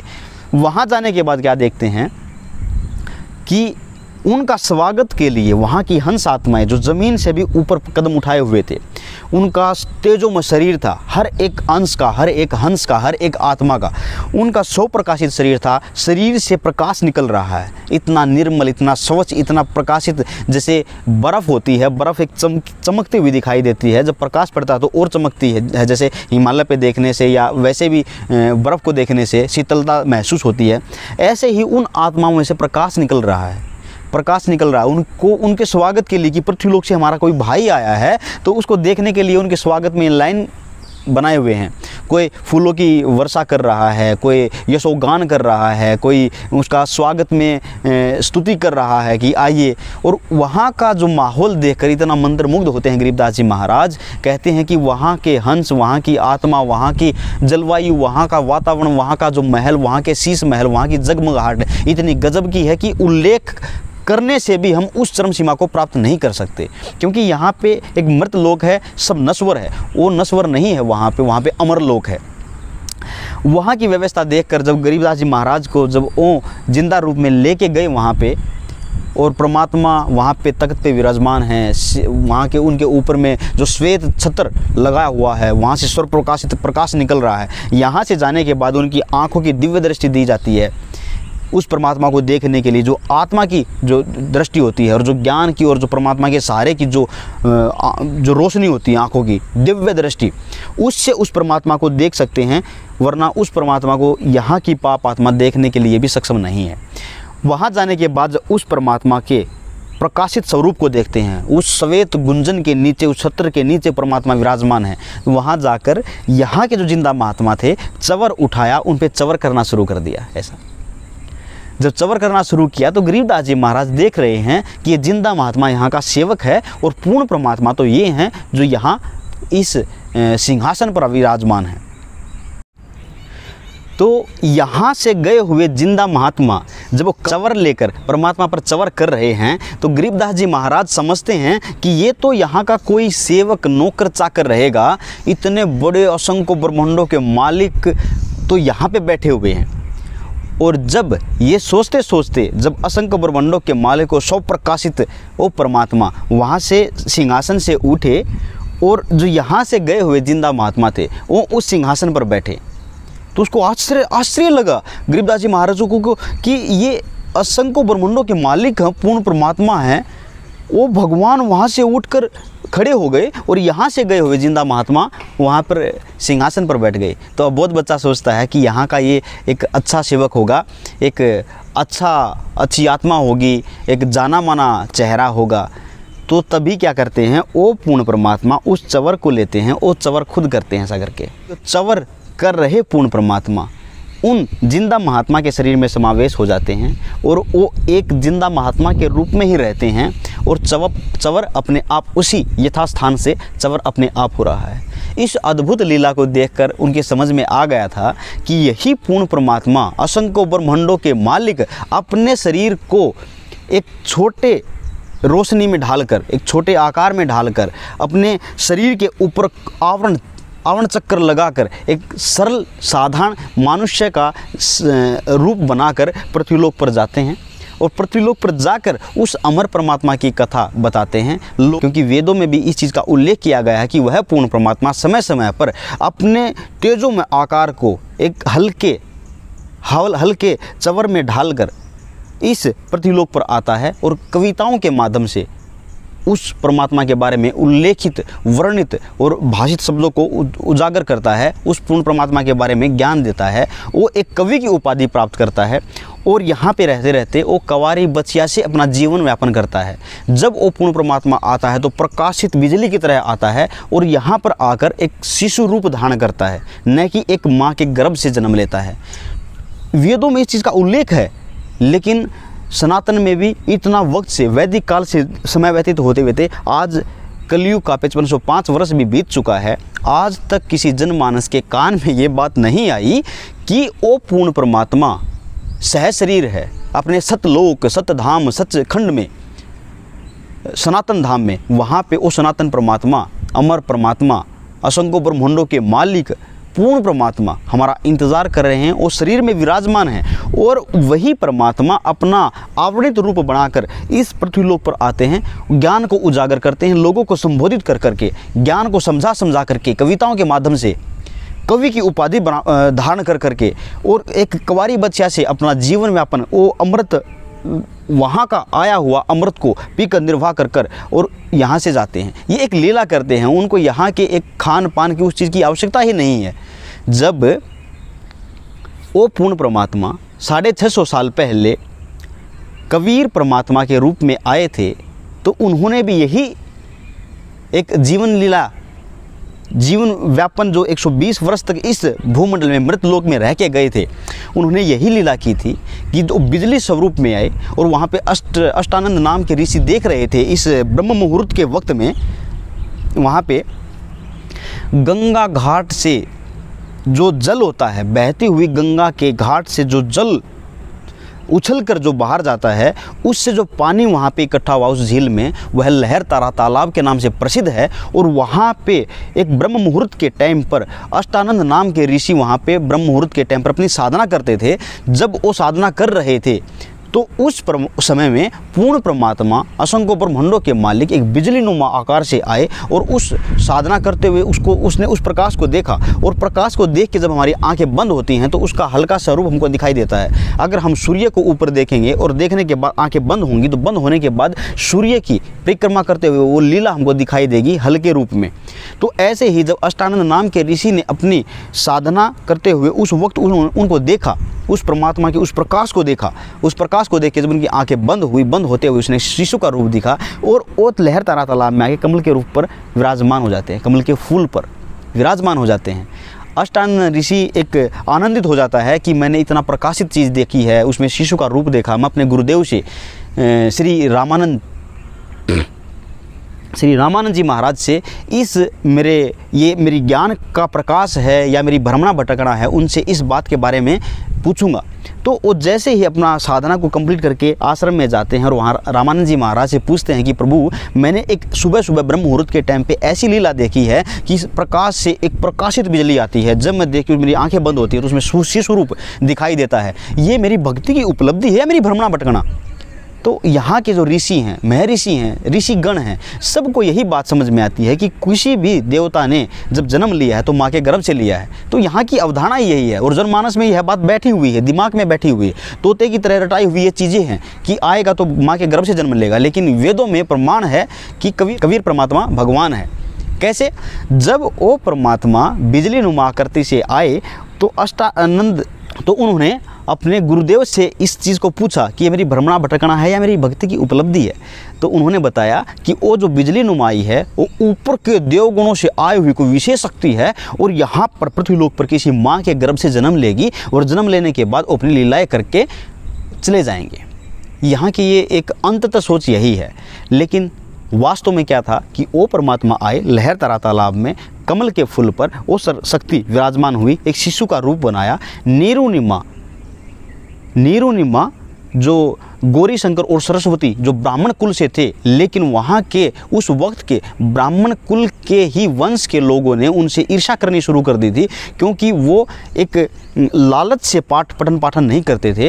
वो गौरी शंकर और सरस्वती जी वो दंपत्ति थे, पति पत्नी थे और परमात्मा का वो भगवान शिव के उपासक थे और अपने शिव भगवान की महिमा वो बिना किसी लालच से जो वो पाठ करते थे, जो गुरु दीक्षिणा लेते थे, जो उनका दान पुण्य आता था, उसका खुले दिल से जितना उनका निर्वाह की आवश्यकता होती थी उस निर्वाह के लिए सामान सामग्री रखते थे, लेकिन शेष चीज़ का भंडारा कर देते थे। तो उनकी इस इच्छा से सेवा से वो लोग इतने परेशान हो चुके थे कि उन्होंने ईर्ष्या करनी शुरू कर दी थी। और ईर्ष्या को जानते हुए वहाँ के जो मुस्लिम शासक थे या फिर वहाँ की जो मुस्लिम सत्ता थी, उनके मन में ये बात आ जाती है, उनके कानों में ये बात आ जाती है कि ये ब्राह्मण समुदाय इस ब्राह्मण से ईर्ष्या करता है। तो इस बात का फ़ायदा लेकर के उन्होंने उनके घर पर अटैक किया। वहाँ पे उनका जो जल था उस जल को श्रावित किया और उनका नाम हिंदू से मुसलमान बना दिया और मुसलमान बनाकर उनका नामांकन कर दिया नीरू और नीमा के नाम से। इस चीज़ का फ़ायदा ब्राह्मण कुल ने उठाया कि ब्राह्मण कुल ने उसको कह दिया कि इन्होंने मुस्लिम धर्म अपना लिया है, अब ये हिंदू नहीं है, इनको जात पात से निकाल दो। तो इस एक गंभीर घटना से, इस प्रताड़ना से वो हिंदू धर्म के मुस्लिम ब्राह्मण कुल से अलग कर दिए गए थे, जिनका बिरादरी से निकालना बोलते हैं, बिरादरी से निकाल दिए गए थे और इधर से वो मुसलमान घोषित कर दिए गए थे।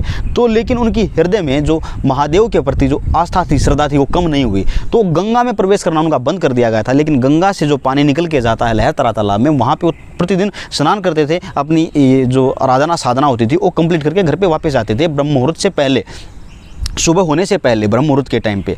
तो लहर तरा तालाब में जब आते हैं, स्नान करने के लिए जाते हैं और नीरू और नीमा आपस में बात करते हुए आते हैं कि हमारी बुजुर्ग अवस्था शुरू होने वाली है, लेकिन अगर महादेव हमको पुत्र दे देते तो हमारी देख रेख करने के लिए हमारे पास पुत्र होता, हमारा खुद का बेटा, खुद की संतान होती जो हमारा ख्याल रखती। तो इन बातों को देखते देखते नीरू रो पड़ती है, नीमा रो पड़ती है। नीरू उसको समझाते हैं कि पागल, परमात्मा ने जो कुछ किया हमारा कुछ सोच समझ के किया होगा, हमारे कर्म में संतान नहीं है, संतान है नहीं, और तुम रोते रोते अपनी आंखों को खराब कर बैठोगी, खो बैठोगी, अपनी रोशनी को खो दोगी, तो हमारा सहारा तो वैसे ही नहीं है, ऊपर से तुम बीमार हो जाओगी, आंखों को खो बैठेगी, हमारा ख्याल कौन करेगा, तो ऐसा मत किया कर। उसको समझा रहा है बातों से, भावों से।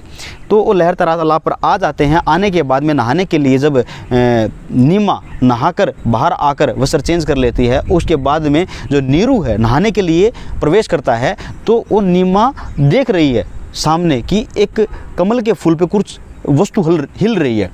तो हिलती हुई वस्तु को देखकर सोचती है कि कोई सर्प होगा, कहीं मेरे पति को डस ना ले। तो एक विशेष नज़र से उसकी तरफ फोकस करके देखती है, तो देखती है कि वो तो बच्चे का पैर है, और वो चिल्ला कर बोलती है कि देखिए स्वामी, देखना देखना, कहीं आपको ये बच्चा डूब न जाए।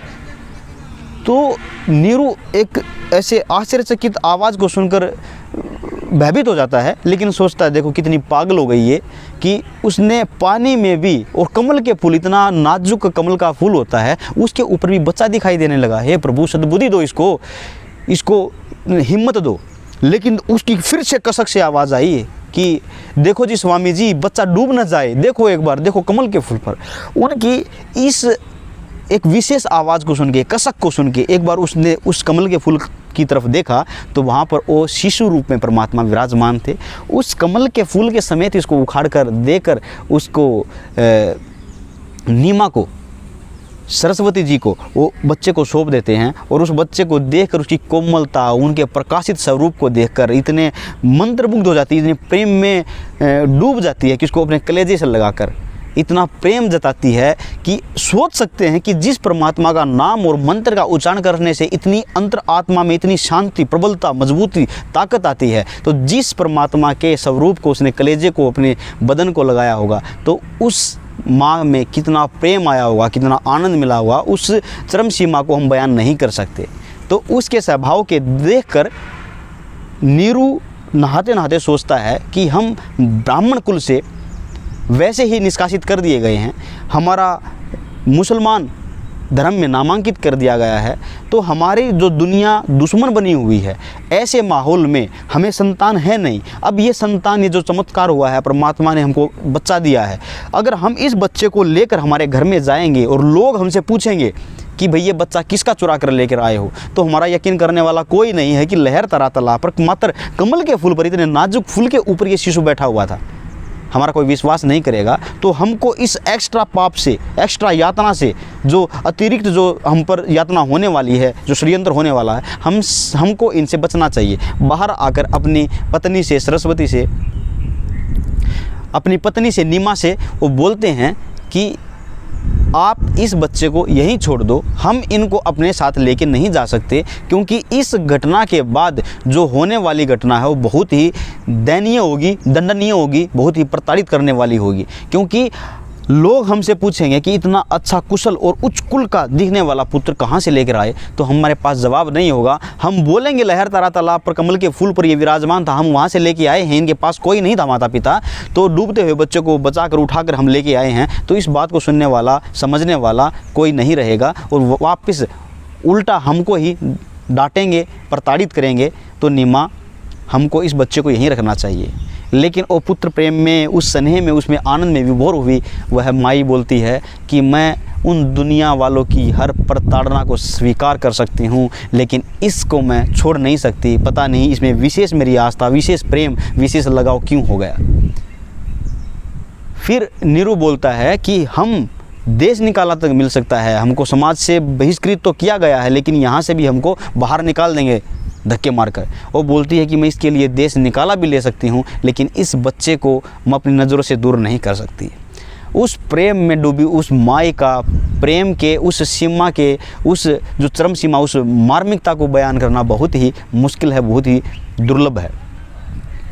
तो दोस्तों, ये एक कहानी में जो ये चीज़ बताई गई है, ये वो संकेत दिया गया है कि वेदों में प्रमाण है कि वो पूर्ण परमात्मा जब जब पृथ्वीलोक पर आते हैं, वो माँ के गर्भ से जन्म नहीं लेते, वो यथाशक्ति आती है, बिजली नुमा आकार से आती है और शिशु का रूप बनाती है और अपना जीवन चक्र पूरा एक साधारण जीवन जी कर दिखा के जाते हैं। और वहाँ पे वो अपने जीवन को जीते जीते एक विशेष कवि की उपाधि प्राप्त करते हैं, क्योंकि वो कविताओं के माध्यम से लोगों को संबोधित करते हैं, उस ज्ञान का प्रकाश करते हैं। ऐसे ही कबीर परमात्मा ने, उस पूर्ण परमात्मा ने इस पृथ्वीलोक पर आकर 120 वर्ष तक इस जीवन शैली को जी कर दिखाया लोगों को कि एक भगत को, एक साधक को किस भाव और किस विचारों में रहना चाहिए, कैसे त्याग परित्याग बलिदान रहना चाहिए, एक भाव को, मनों को आपको कैसे संकुचित करना चाहिए, उसमें भक्ति कैसे करनी चाहिए, कैसी नीयत रखनी चाहिए, गुरु मर्यादा कैसी करनी चाहिए, शिष्य की अधीनता में कैसे रहना चाहिए, उसको उन्होंने हर एक गुण को, हर एक आदेश निर्देश को बहुत ही सरलता से एक उदाहरण के तौर पर प्रवेश किया, सब के लोगों के सामने समावेश किया। तो उन्होंने, उस परमात्मा ने जब इस भूलोक में आए, भूलोक में आने के बाद में जो जीवन लीला जी कर दिखाई, वो एक गजब की लीला थी जो धर्मदास जी महाराज ने अपने ग्रंथों में लिखा है। कबीर परमात्मा ने उनको वाणी बोली, उन्होंने लिपिबद्ध की। गरीबदास जी महाराज ने जब उस पूर्ण परमात्मा को देखा, पृथ्वीलोक पर आए, उनकी दिव्य दृष्टि खुली हुई, तो उन्होंने उसी जीवन लीला को फिर से अंकित किया और अंकित करने के बाद कलम तोड़ महिमा गाई गई है। जैसे वो परमात्मा यहाँ पे आके एक कवि की उपाधि प्राप्त करते हैं, एक साधारण जीवन जी के दिखाते हैं कि शिष्य को कैसे रहना चाहिए, गुरु को कैसे रहना चाहिए, कैसे भाव होने चाहिए, कैसे भक्ति करनी चाहिए, कैसे आदेशों में रहना चाहिए, कैसे सिद्धांतों पर रहना चाहिए। एक साधारण मानव को भी उनका अनुसरण करना चाहिए। तो ये जो कहानी बताई गई है, इस कहानी के बीच में ही जो ये समावेश किया गया है, बताया गया है कि कबीर परमात्मा ही पूर्ण परमात्मा थे। वही यहाँ पे आके एक अपने शरीर के ऊपर तेजोमय आकार के ऊपर एक आवरण लगा के, एक साधारण वेशभूषा बनाकर यहाँ पर आते हैं और जीवन लीला जी के जाते हैं। और वेदों में इस चीज़ का उल्लेख किया गया है कि वो कुंवारी बच्चिया से अपना जीवन यापन करते हैं, यहाँ रहते रहते लोगों को दिखाते दिखाते। तो कबीर परमात्मा ने भी ऐसी ही लीला जी थी कि कुंवारी बच्चिया से उन्होंने 25 दिन के बाद जो अमृत पान किया था, 25 दिन तक उस बच्चे ने कुछ नहीं खाया था। इस चीज़ से और ज़्यादा व्याकुल होकर के और जो माँ रूप बनाए हुई थी नीमा सरस्वती जी, उन्होंने उस बच्चे की व्याकुलता को देखकर भगवान से फिर से प्रार्थना की, महादेव से। महादेव ब्राह्मण एक साधु का रूप बनाकर आए और कबीर परमात्मा एक बच्चे के रूप में थे, नज़रों से नज़र मिलाई। उन्होंने समझ लिया कि ये शक्ति कोई और है जो हमारे से भी ऊपर वाली शक्ति है। तो उन्होंने नज़रों में बिना अल्फाजों को बयान किए, अंतर आत्मा से पुकार से बातें की। उन्होंने कबीर परमात्मा से आदेश दिया, निर्देश दिया कि कुंवारी बच्चिया को ले आ जाए, उसके सवच पात्र रखा जाए, उस पर आशीर्वाद का एक हाथ लगाया जाए, उस आशीर्वाद से उसके स्तन बड़े होंगे, दूध स्रावित होगा, उस दूध को मैं प्राप्त करूंगा। 25 दिन के बाद इस अमृत का पान किया उन बच्चे स्वरूप शिशु में, और ऐसे उन्होंने अपनी जीवन लीला आगे शुरू की। और मात्र 5 साल से पहले ही उन्होंने जो वहाँ के प्रकांड विद्वान थे, ऋषि महर्षि आचार्य गुरु महात्म जो पद लिए बैठे थे, उनको भी अपनी लीलाओं से, अपनी ज्ञान के प्रकाश से, सच्चाई से और सत्यता से अवगत करवाया और परास्त किया। तो दोस्तों, ये कहानी का आश्रय सारा समझना, इस कहानी का मूल उद्देश्य समझना बहुत ही महत्वपूर्ण है। ये जीवन के, इस मानव जीवन के अनमोल, इस बिना मूल्य के इस जीवन को समझना अति आवश्यक है। यह एक गंभीर विषय समझना बहुत महत्वपूर्ण है, क्योंकि ये अपने जीवन को स्वच्छ रख सकता है। देखो, 2 तरह से जीवन जिया जाता है। एक, हमको इस पृथ्वीलोक पर रहते रहते हमको अपनी 2 रोटी के रोज़गार के लिए जीवन यापन करना पड़ता है।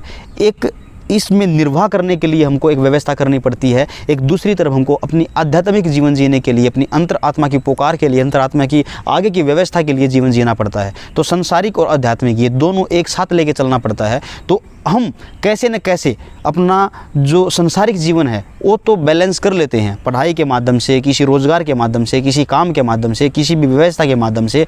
लेकिन 2 रोटी का रोज़गार होने के साथ साथ हमको एक आध्यात्मिक ज्ञान होना, आध्यात्मिक लाइन का समझ होना, वो जीवन जीना भी अति आवश्यक है। क्योंकि अगर वो चीज़ छोड़ दी तो हम खाना खा के एक पशु की तरह जीवन तो व्यतीत कर लेंगे, लेकिन आगे की जो यथा स्थान है, यथा भक्ति है, जो मार्ग है, हम उसे वंचित हो जाएंगे, उसको अपने जीवन से खो बैठेंगे। तो दोस्तों, आपसे विनम्र निवेदन है, हाथ जोड़कर करबद्ध प्रार्थना है कि आप अपने जीवन के इस अनमोल जीवन को, ज्ञान को, इस रहस्य को कृपया करके खुद के लिए समझ लीजिए, उसके लिए वक्त निकालिए, ज्ञान को समझिए, सुनिए, पढ़िए, और सब कुछ समझने के बाद इस पृथ्वीलोक पर पूर्ण संत, पूर्ण परमात्मा के संदेश वाहक की खोज कीजिए। उनके चरणों में जा कर के नतमस्तक होकर के श्रद्धा से, भाव से आग्रह कर करके उन मंत्रों को धारण कीजिए, ग्रहण कीजिए, ताकि उसकी भक्ति कर करके हम अपने कर्मों को संचित कर सके और यहाँ के इस होटल को, कर्म भूमि के इस मंडल को हम अपना कर दे करके वहाँ यथास्थान पर जा सके। तो दोस्तों, जब ये घटना घट रही थी, मैं फिर से गरीबदास जी महाराज के जीवन की इस लीला पर आ जाता हूँ कि जब कबीर परमात्मा उनके शरीर को लेकर के, उनके शरीर से उस आत्मा को निकाल करके सतलोक में जा चुके थे, सतखंड में, सनातन धाम में जा चुके थे, और वहाँ पर गरीबदास जी महाराज वहाँ की जो जलवायु है, वहाँ के जो हंस हैं, वहाँ के जो शीश महल हैं, वहाँ की जो जगमगाहट है, वहाँ की शुद्धता है, सुंदरता है और वहाँ की जो व्यवस्था है उसको देखकर आनंद विभोर हो चुके थे। देख रहे थे परमात्मा आसन पर कैसे बैठे हुए हैं, जिंदा महात्मा कैसे चवर करते हैं। जिंदा महात्मा आसन पर बैठते हैं, पूर्ण परमात्मा उड़ते हुए चवर करते हैं, फिर उसके शरीर में समावेश हो जाते हैं, चवर अपने आप घूम रहा है। इस लीला को समझ चुके थे कि पूर्ण परमात्मा ही एक हल्का चवरित रूप बना करके, एक आवरित रूप बना करके, हल्का तेजपुंज का रूप बना करके इस पृथ्वीलोक पर आकर के संदेश देना चाहते हैं। संदेश दे करके लोगों को समझा करके एक कवि की भूमिका निभा करके चले जाते हैं। फिर हमको उन निर्देशों को, आदेशों को समझकर चलकर अपनी भक्ति को मजबूत कर कर उस परमात्मा के दर पर, उसके मार्ग पर जा सकते हैं। इन बातों को गरीबदास जी महाराज समझ चुके थे और कबीर परमात्मा के द्वारा, उस पूर्ण परमात्मा के द्वारा उनकी ज्ञान योग दिव्य दृष्टि खुल चुकी थी। वो समझ चुके थे अंतकाल तक भूत भविष्य की, वर्तमान की हर एक व्यवस्था को वो वाकिफ़ हो चुके थे। वहाँ ये घटना घट रही है, लेकिन पृथ्वीलोक पर क्या हुआ, जो उनके साथी थे, जब उनकी बारी ख़त्म हुई, उनका टर्न जब कंप्लीट हुआ और उन्होंने आवाज़ दी कि गरीबू अब तुम्हारी बारी है, हम फसल की सीमा को सुरक्षित किए हुए हैं, अब हम विश्राम करेंगे और आप वहाँ से उठकर आइए, आप यहाँ पे संभालिए, अब हम बैठेंगे, आप यहाँ पे रखवाली कीजिए। वो बार बार आवाज़ दे रहे हैं, लेकिन गरीबदास जी महाराज ऐसे मंत्रमुग्ध हुए, योग अवस्था में बैठे हुए हैं। उन्होंने आके देखा कि ये तो वो बाबा जी, वो महात्मा, वो जिंदा महात्मा तो जा चुके हैं, लेकिन इसको महात्मा बनाकर चले गए। वहाँ आकर उसके शरीर को ऐसे हिला के बोलते हैं, रे उठ रे, तुम्हारी बारी आ गई। ऐसा करने से उसमें जीव अंश तो था ही नहीं, एक वो शरीर था, आत्मा वहाँ पे जा चुकी थी। वो ऐसे ही लुढ़क जाता है, गिर जाता है। वो गिरने के बाद में सब आश्चर्यचकित हो जाते हैं कि जो महात्मा आया था, जिन्होंने उसको जादू का जो दूध पिलाया था, उससे इसकी मृत्यु हो चुकी है, इसमें सांस नहीं है, ये मर चुका है। वो आश्चर्यचकित होकर के, भयभीत होकर के आवाज़ देता है। सब गवाले भाग कर आते हैं, देखते हैं, बच्चे की नाड़ी को देखते हैं कि सांस नहीं है, धड़कन नहीं है, मर चुका है।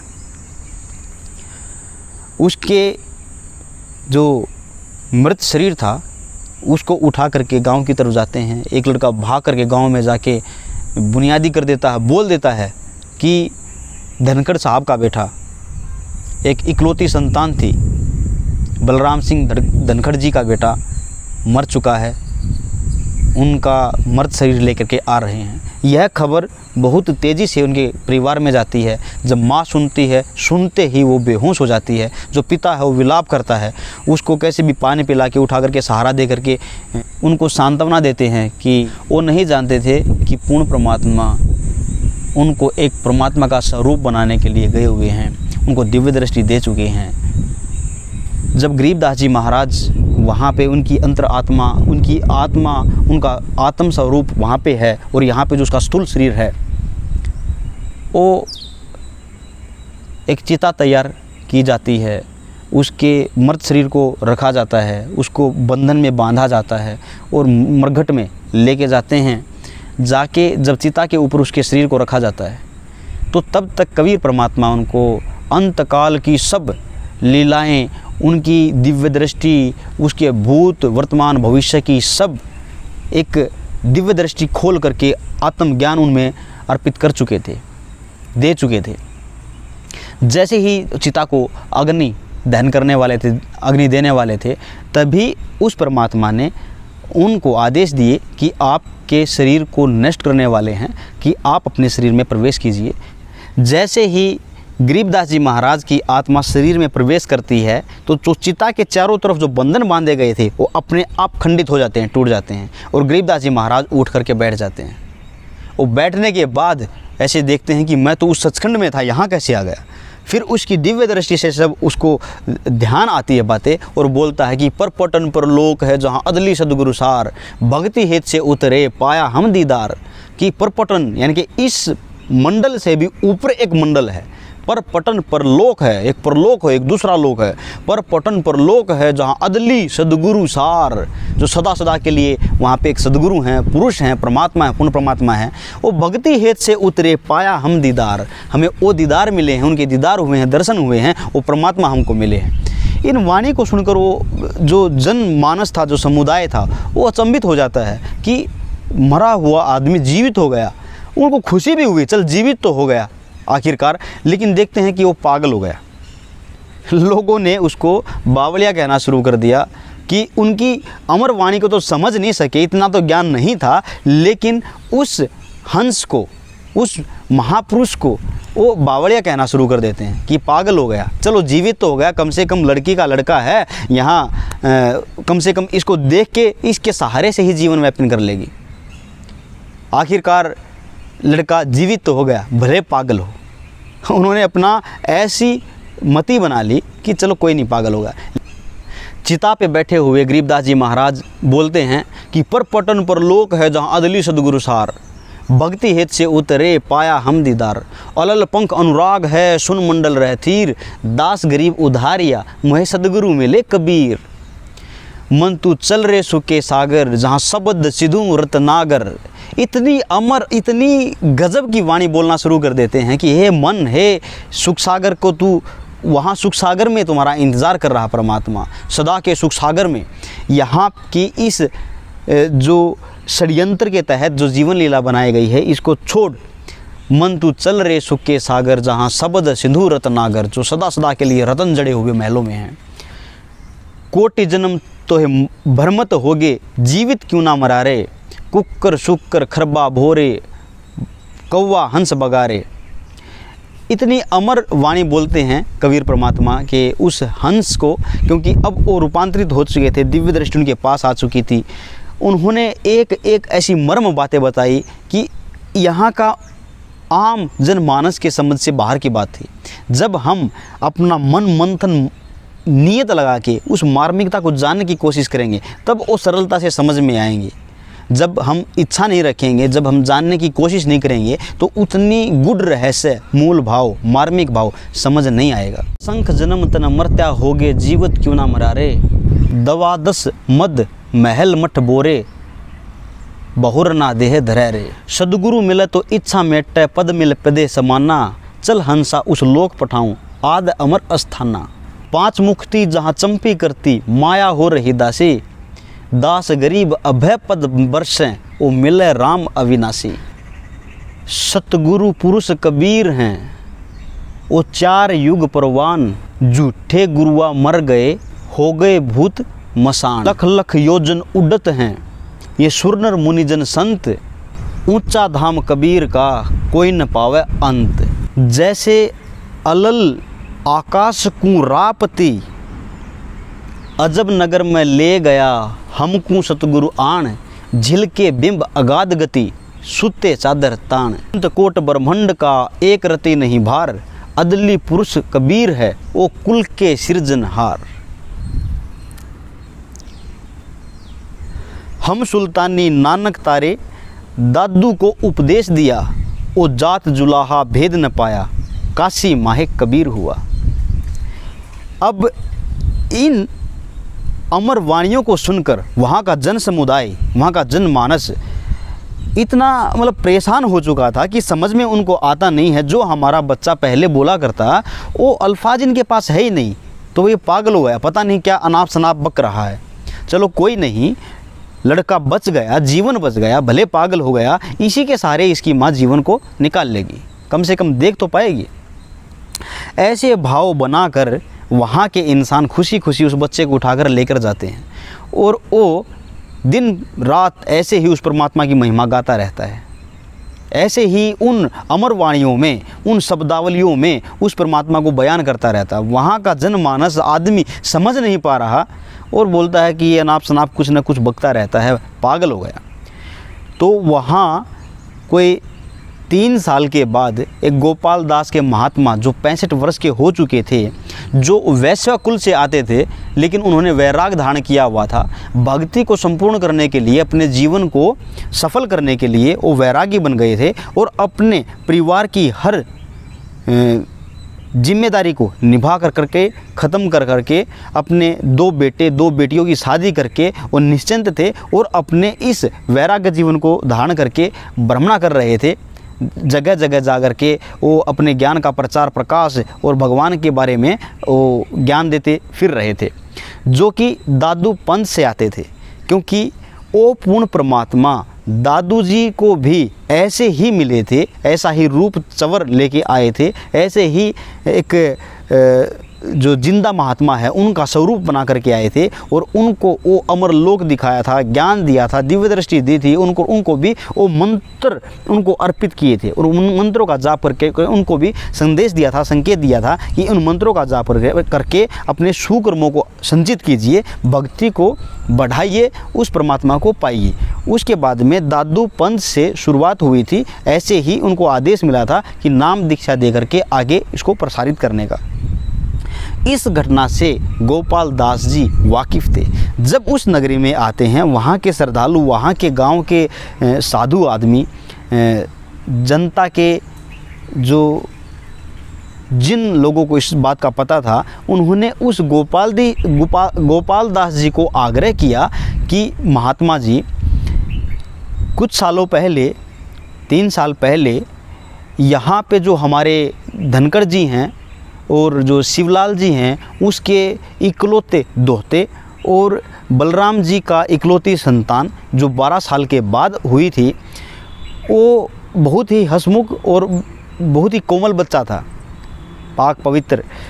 वो जिस माहौल में था, जिस प्रेम से, जिस व्यवहार में, जिस आचरण में, जिस बातों में था, जो उनको जो बोलने का लहजा था, वो बहुत ही कुशल था, बहुत ही प्रेम पूर्वक था, सम्मोहक था। लेकिन 3 साल पहले हम जब चारगाहों में गए हुए थे, वहाँ पे एक जिंदा रूप में एक महात्मा आए थे। उन्होंने कवारी बच्चिया से दूध निकाला था और जादू का दूध उस बच्चे को पिला दिया। तब से वो बच्चा मर गया था। मरने के बाद जब जीवित तो हुआ, लेकिन वो पागल हो गया। तो संत की भाषा को संत समझते हैं और संत की विद्या को संत ही काट सकते हैं। तो गोपाल दास जी, आप कृपा कर करके उस बच्चे को ठीक कर दीजिए। इस संदेश को शिवलाल जी से और उनके जो पिताजी थे बलराम जी से इस बात को बताया गया कि एक महात्मा जी आए हुए हैं, सिद्ध पुरुष हैं, और उनके सामने आपके बच्चे की बात रखी है। वो बोलते हैं कि बच्चे को लेके आइए। तो वो बच्चे को लेके आए तो उन्होंने पूछा कि बेटा, वो कौन था बाबा जिन्होंने तुम्हारी ज़िंदगी को बर्बाद कर दिया? तो गरीबदास जी महाराज कहते हैं कि उन्होंने मेरी ज़िंदगी को बर्बाद नहीं किया, मेरी ज़िंदगी को आबाद कर दिया। एक अंधकार से एक प्रकाश की तरफ मेरे जीवन को लेके गए हैं और उन्होंने उस पूर्ण परमात्मा के यथार्थ स्थान को हमको दिखाया है। उन्होंने कहा एक संत भाषा में, इसी अमर वाणी में उन्होंने जवाब दिया कि दादू को निज नाम दिया, सोहे सदगुरु हमार, और दूसरा कोई नहीं, वो कबीर सिरजनहार। इस बात को सुनते ही गोपाल दास जी समझ चुके थे कि ये एक विशेष आत्मा नहीं है।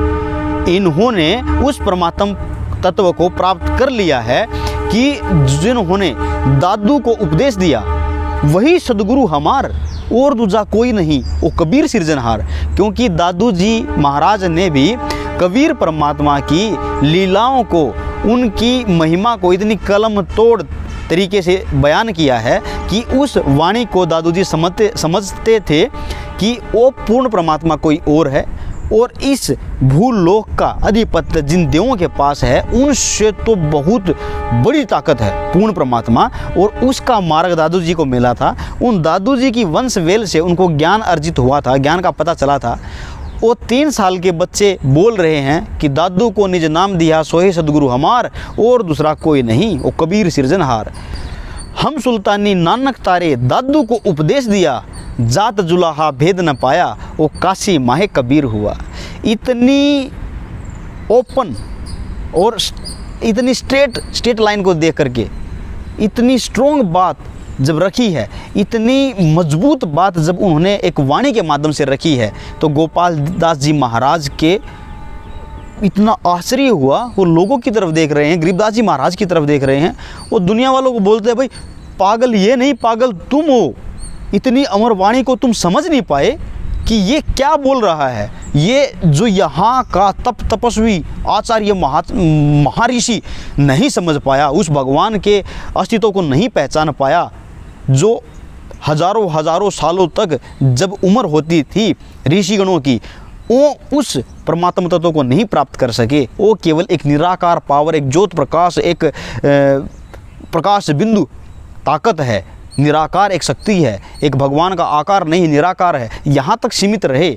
और जिस बच्चे ने मात्र 10 साल के 12-13 साल के इस बच्चे ने उस परमात्मा तत्व को इतनी गहराई से समझ लिया कि वो ओपन स्टेटमेंट दे रहा है, खुल के बोल रहा है कि दादू को निज नाम दिया सोहे सदगुरु हमार, और दूसरा कोई नहीं वो कबीर सिरजनहार। हम सुल्तानी नानक तारे दादू को उपदेश दिया, जात जुलाहा भेद न पाया वो काशी माहे कबीर हुआ। इतनी ओपन स्टेटमेंट दे रहा है कि काशी में अवतरित हुए कबीर के रूप में ही वही परमात्मा थे जो जहाँ पे जीवन लीला जी करके गए थे। वो 65 साल के बुजुर्ग महात्मा हाथ जोड़ के करबद्ध होकर के घुटनों के बल आकर के बोलते हैं कि प्रभु इन अमृत वाणियों को, इन अमर वाणियों को कृपा लिपिबद्ध करवा दीजिए। आने वाले वक्त में, आने वाले समय में ये वाणियाँ एक मार्ग का काम करेंगी। हे प्रभु आप कष्ट कीजिए। हाथ जोड़ के करबद्ध होकर वो बुजुर्ग महात्मा 65 वर्षीय वो गोपाल दास जी दादूपंथी घुटनों के बल होकर के बोलता है कि प्रभु इन वाणियों को आप लिपिबद्ध करवा दीजिए। और गरीबदास जी महाराज उसकी तरफ देख करके उठ करके वहाँ से निकल जाते हैं, चल पड़ते हैं। वो 65 वर्षीय महात्मा हाथ जोड़े जोड़े करबद्ध किए हुए, आग्रह करते हुए, विनती करते हुए उसके पीछे पीछे जा रहा है। वो 65 वर्षीय महात्मा गरीबदास जी महाराज के उस छोटे है अबोध बच्चा जो दुनिया पागल समझती थी, बावला जिसको बोलती थी, वो 65 वर्षीय महात्मा उसके पीछे पीछे हाथ जोड़ के चल रहे हैं कि हे मालिक ये वाणियाँ आप लिखवा दीजिए। 3 दिन तक वो महात्मा आग्रह करते रहे और गरीबदास जी महाराज उसको कहते रहे कि इस हल्दी की गांठ को लेकर एक बोलते कहावत है, चूहा भी पंसारी बन जाता है।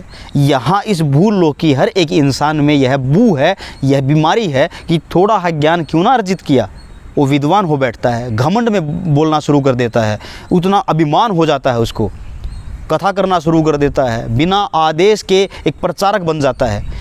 दोस्तों यह अभिमान बहुत ही खतरनाक जहरीला होता है जो इंसान के खुद का जीवन को तो व्यर्थ करता ही करता है, खुद तो बर्बाद करता ही है उस अहंकार से, उस अभिमान से, और जो उनको सुनता है उनको भी वो बर्बाद कर देते हैं क्योंकि उसको असल परमात्मा की जानकारी होती नहीं है और थोड़ी सी विद्या को लेकर के उसको अभिमान से एक चिकनी चुपटी बातें बना करके लोगों में प्रसारित कर देता है और सुनने वाले लोगों का भी जीवन को व्यर्थ कर देता है। इसीलिए पहले सच्चाई से अवगत होना आवश्यक होता है, उस परमात्मा के उस मूल भाव को समझना जरूरी होता है, उसके बाद में उस सच्चाई को, उस कहानी को, उस कथा को, उस पूर्ण परमात्मा की उन लीलाओं को बयान करना होता है ताकि कोई भी भटके ना, सच्चाई को जान सके। आज तक के जितने भी ऋषि महर्षि ये मुनि गण हुए हैं उन्होंने स्तुति करते करते इतनी स्तुति कर दी कि लोग इस भाव में आ जाते हैं कि वह परमात्मा यही है, तीनों देवों में ही परमात्मा है, वही सब कुछ है। ऐसा नहीं है, सच्चाई कुछ और है, पूर्ण परमात्मा हमारा इंतज़ार कर रहे हैं, वो पूर्ण परमात्मा कोई और है। तो दोस्तों वो 65 साल के बुजुर्ग महात्मा उसको जान चुके थे कि ये उस परमात्मा तत्व को प्राप्त किए हुए पूर्ण संत, पूर्ण हंस हैं और हमारा उद्धार इसी मार्ग से हो सकता है और आने वाले भविष्य के लिए जो वंशज रहेंगे उनके लिए भी यह एक सूत्र का काम करेगा। उस 65 साल के महात्मा ने करबद्ध करके 3 दिन तक लगातार घूमते रहे। गरीबदास जी महाराज कहते रहे कि ये अभिमान एक ऐसी चीज़ होती है जो खुद भी डूबती है और औरों को भी ले डूबती है। तो अभिमान न कीजिए आप, ये ज़रा सी चीज़ें इकट्ठा करके फिर अभिमान में टूट गए तो ये एक नाश का कारण बन जाएगा। तो मैं ये वाणी नहीं लिखवाऊँगा। उनके आग्रह को देख करके और परमात्मा तो उसको और पका रहे थे कि बीच में ये छोड़ कर ना जाए। तो गरीबदास जी महाराज ने उसे वचनबंध लिए कि आप बीच में छोड़ कर नहीं जाओगे। उन्होंने कहा कि मैं अपनी जिम्मेदारी को निभा चुका हूँ, 2 बेटी थी, 2 बेटे थे, उनकी शादी कर चुका हूँ, अब मैं वैराग ले चुका हूँ, ये मेरे को सेवा मिलेगी, मैं पुण्यकर्मी होऊंगा, ये सेवा आप मेरे को प्रदान कर दीजिए। तो बोला कि मेरी जिम्मेदारी पूरी हो चुकी है, मेरे को कहीं जाने की आवश्यकता नहीं है, आप इन वाणियों का, अमृत वाणियों का उच्चारण कीजिए, मैं लिपिबद्ध करूँगा। मैं वैश्य परिवार से आता हूँ, मैं लिखना जानता हूँ, मैं लिखूँगा। अगर मैं बीच में मर गया, मेरी मौत हो गई तो एक अलग बात है, वरना मैं आपको छोड़ कर के नहीं जाऊंगा। फिर गरीबदास जी महाराज ने कहा कि ठीक है, हम लिखना शुरू करते हैं, बीच में आने वाली मौत को मैं नहीं आने दूंगा। अगर आपके जीवन में मृत्यु है इस अंतराल में, तो उस मृत्यु को मैं आपको टच नहीं होने दूंगा। इतने बड़े शब्दों को, उनके आदेश को ले करके वो एक जांडी के पेड़ के नीचे एक बेरी के बाग में बैठते और लगातार 6 महीने से वो परमात्मा, उस अमर परमात्मा की वाणी बोलते रहे और गोपाल दास जी लिखते रहे, जो आज गरीब ग्रंथ के नाम से सुप्रसिद्ध है, जिसको रतन सागर भी कहा जाता है, जिसमें करीबन 7000 कबीर साहिब की वाणियों को संबोधित किया गया है और जिसमें करीबन 24,000 वाणियों को उल्लेख किया गया है। गरीबदास जी महाराज के अंतकरण से, अंतर आत्मा से, दिव्य दृष्टि से जो घटनाएं पहले घटी हुई थी, चाहे वो रामायण की है, महाभारत की हैं, किसी भी भूकाल की हैं, किसी भी समय की है, अवधि की हैं, उन्होंने उसको दोबारा से अंकित किया दिव्य दृष्टि से। जो हम यथाकथित कथाओं को सुनते आए हैं, जिनमें एक स्तुति के माध्यम से एक अलग से आवरण बन बैठा है, उन कहानियों में जो सच्चाई दबी हुई थी, जो गुड़ रहस्य, मूल रहस्य दबे हुए थे, उनको गरीबदास जी महाराज ने फिर से आंकलन दिया है, फिर से उनको प्रकाशित किया है। उस प्रकाशित ग्रंथ को पढ़कर आत्मा विभोर हो जाती है, सच्चाई से अवगत हो जाती है, उस पूर्ण परमात्मा को पाने के लिए अपना हर यत्न प्रयत्न करती है। तो दोस्तों, गरीबदास जी महाराज की इस जीवन से, इस एक घटना से हम ये समझ पाए कि वो पूर्ण परमात्मा सह शरीर है, आकार में है, उनका सनातन सतधाम इन लोगों से परे है। वो परमात्मा हमारा इंतज़ार कर रहा है। हम उसकी विधि को अपनाकर, उनके मंत्रों का उच्चारण करके, उनके कर्मों को संचित कर करके, तब हम इस मर्तलोक से, इस होटल से, इसकी पेमेंट, इसके बिल को हम पे करके कर तब उस परमात्मा के पास जा सकते हैं। इस कहानी से मूल भाव बहुत सारे चीज़ सीखने को मिलती हैं कि परमात्मा आकार में है, सह शरीर है, वहाँ एक सनातन धाम है जो अमर लोक है, ये एक मर्त लोक है, ये नश्वर है, और वहाँ पे अविनाशी परमात्मा, अविनाशी लोक अलग है। इस मृत लोक का, इन लोकों का अधिपत्य ब्रह्मा जी, विष्णु जी, महेश जी के पास है। इनसे बड़ी ताकत दुर्गा जी की है, उनसे बड़ी ताकत ओम की है, उससे भी बड़ी ताकत परब्रह्म की है, और असंख्य ब्रह्मांडों की मालक पूर्ण परमात्मा, पूर्ण परमेश्वर कोई और है, जो हर युग में इस जनमानस को समझाने के लिए, ताकि ये मर्त लोक के प्राणी ज्ञान को समझ सकें, सही रास्ते पे आ सके, भक्ति को वो सफल कर सके और सतलोक चाह सकें, इसीलिए वो हर युग में आते हैं। सतयुग में सतसुकृत नाम से आते हैं, त्रेता में मुनिंद्र नाम से आते हैं, द्वापर में करुणा में नाम से आते हैं, और कलयुग में वो कबीर नाम से आते हैं। हर युग में, चारों युगों में, सतयुग, द्वापर, त्रेता और कलयुग, चारों युगों में वो परमात्मा आते हैं। एक जीवन लीला जी करके एक निर्देश संदेश उस परमात्मा के मार्ग को गुप्त रूप से दे करके चले जाते हैं।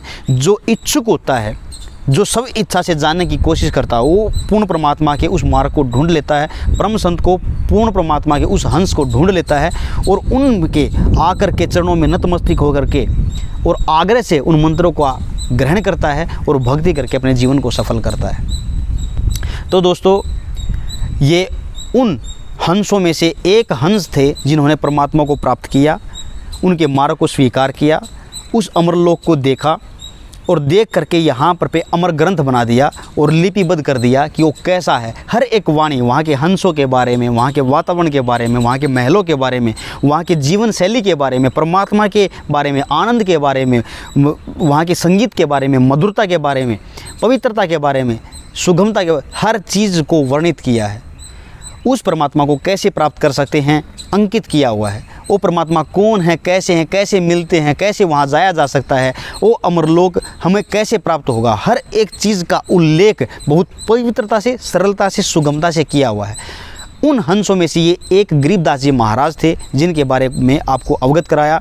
गरीबदास जी महाराज ने गृहस्थ जीवन जिया था। गरीबदास जी महाराज की पत्नी थी जिनका नाम देवी था, वो सोनीपत डिस्ट्रिक्ट से थे, और उनके 4 पुत्र हुए थे और 2 पुत्रियां हुई थी। जो पुत्रियां थी वो दिलकौर और ज्ञानकौर थी। इन दोनों बहनों ने जीवन पर्यंत तक शादी नहीं की। उन्होंने संन्यास को ही ध्यान करके रखा और पूर्ण परमात्मा को प्राप्त करने के लिए जीवन पर्यंत तक वो भक्ति में आरूढ़ रहे। उन्होंने जीवन अपना इसी जीवन को एक संन्यास की तरह व्यतीत किया। जो उनके पुत्र थे, जो बड़ा पुत्र था वो जगदेराम, जेतराम, तुर्तीराम, अगदेराम और आसाराम, ये 4 उनके पुत्र थे। 2 पुत्रियाँ थी, दोनों पुत्रियों ने शादी नहीं करवाई थी। और जो उनके 4 पुत्र थे उन्होंने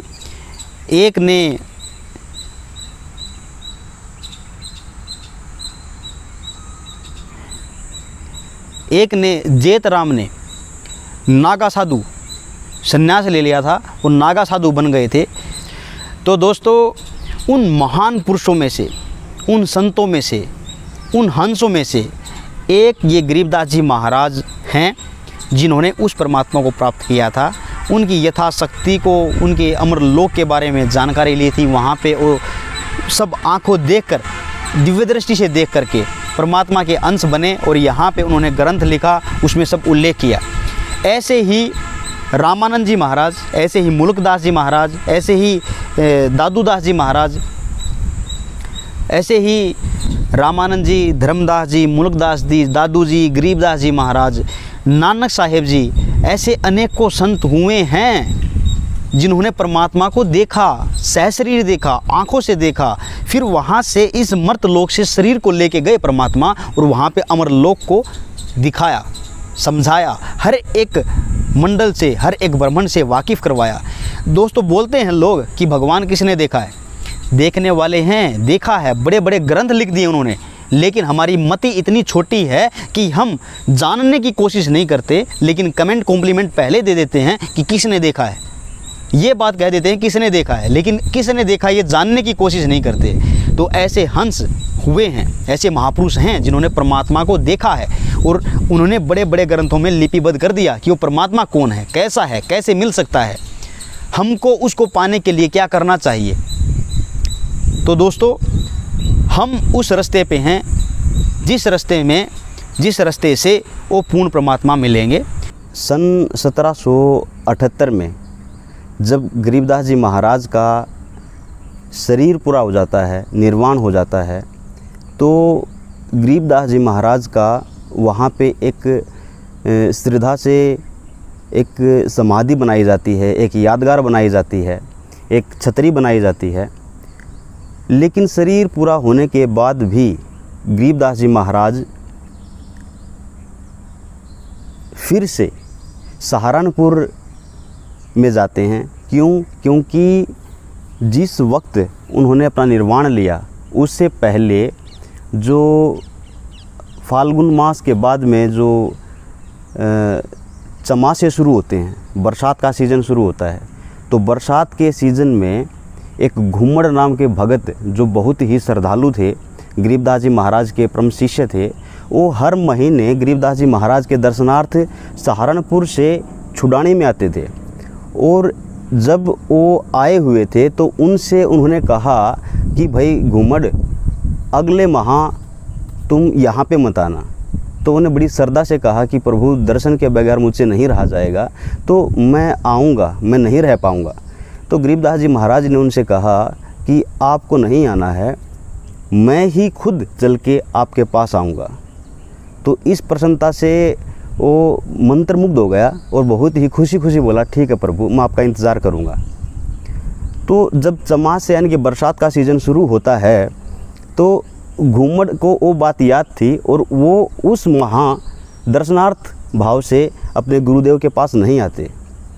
जब उनका न आना और यहाँ से उनका निर्वाण पूरा होना, तो निर्वाण पूरा होने के बाद में, उनका निधन होने के बाद में, जब गांव वाले, उनके पुत्र, उनके शिष्य सब मिलकर उनकी एक याददाश्त के लिए एक छत्र बनाते हैं, उनकी एक समाधि बनाते हैं, तो वो क्रियाक्रम कंप्लीट होने के बाद जब वो पद यात्रा करके सहारनपुर में दोबारा से जाते हैं, तो उनको देखकर घुम्मड़ भगत को इस बात का अंदेशा नहीं था, पता नहीं था कि मेरे गुरुदेव का शरीर पूरा हो चुका है, निर्वाण हो चुका है।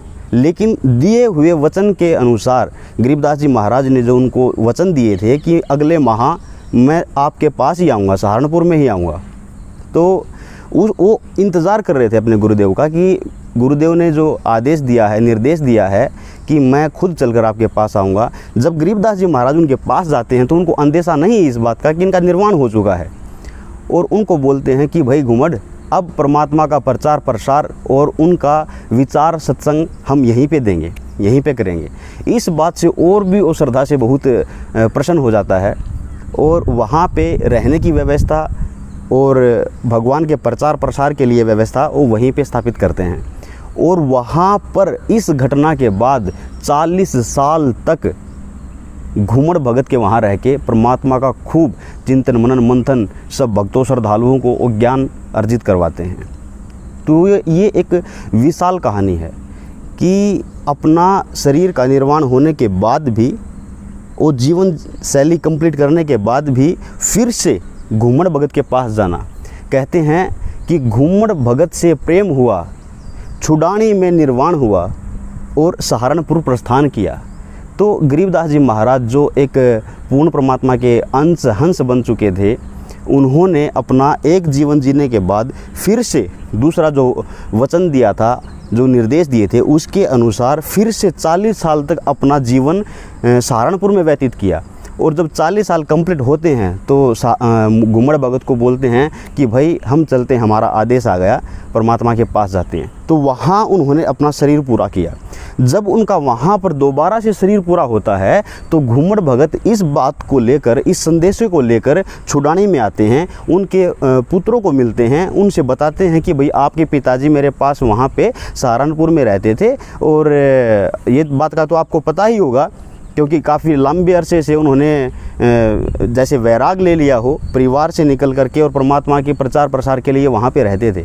इस कहानी को सुनकर उसके पुत्र, उनके शिष्य, उन छुड़ानी आश्रम में रहने वाले श्रद्धालु देख के एक आश्चर्यचकित थे कि 40 साल पहले गुरुदेव का, गरीबदास जी महाराज का निर्वाण हो चुका है, उनकी याददाश्त में यहाँ पे एक छत्र बनाया हुआ है, तो दोबारा से फिर से ये बात कैसे उठी हुई है। वो अचंभित थे इस बात को लेकर।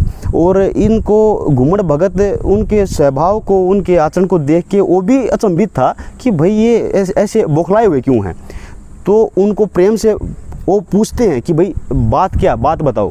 तो वो बोलते हैं कि 40 साल से आपके पिताजी गुरुदेव हमारे वहाँ पे सहारनपुर में वैराग लेके परमात्मा के प्रचार प्रसार, मन नियत मंथन और उनकी सत्संग सुनाने के लिए वहाँ पे जीवन जिया है, और अब उनका शरीर कंप्लीट हो चुका है, निर्वाण हो चुका है, उनका निधन हो चुका है। तो उनके जो शरीर है, आप उनका जो संस्कार है, अंतिम संस्कार यहाँ पर करना चाहोगे या हम वहीं पे करें? मैं आपसे ये सुझाव लेने के लिए आया हूँ। इस बात को सुनकर सब अचंभित थे, आश्चर्यचकित थे कि फिर उन्होंने ये कहानी बताई कि 40 साल पहले गरीबदास जी महाराज का निर्वाण हो चुका है, फिर से ऐसे कैसे हो सकता है।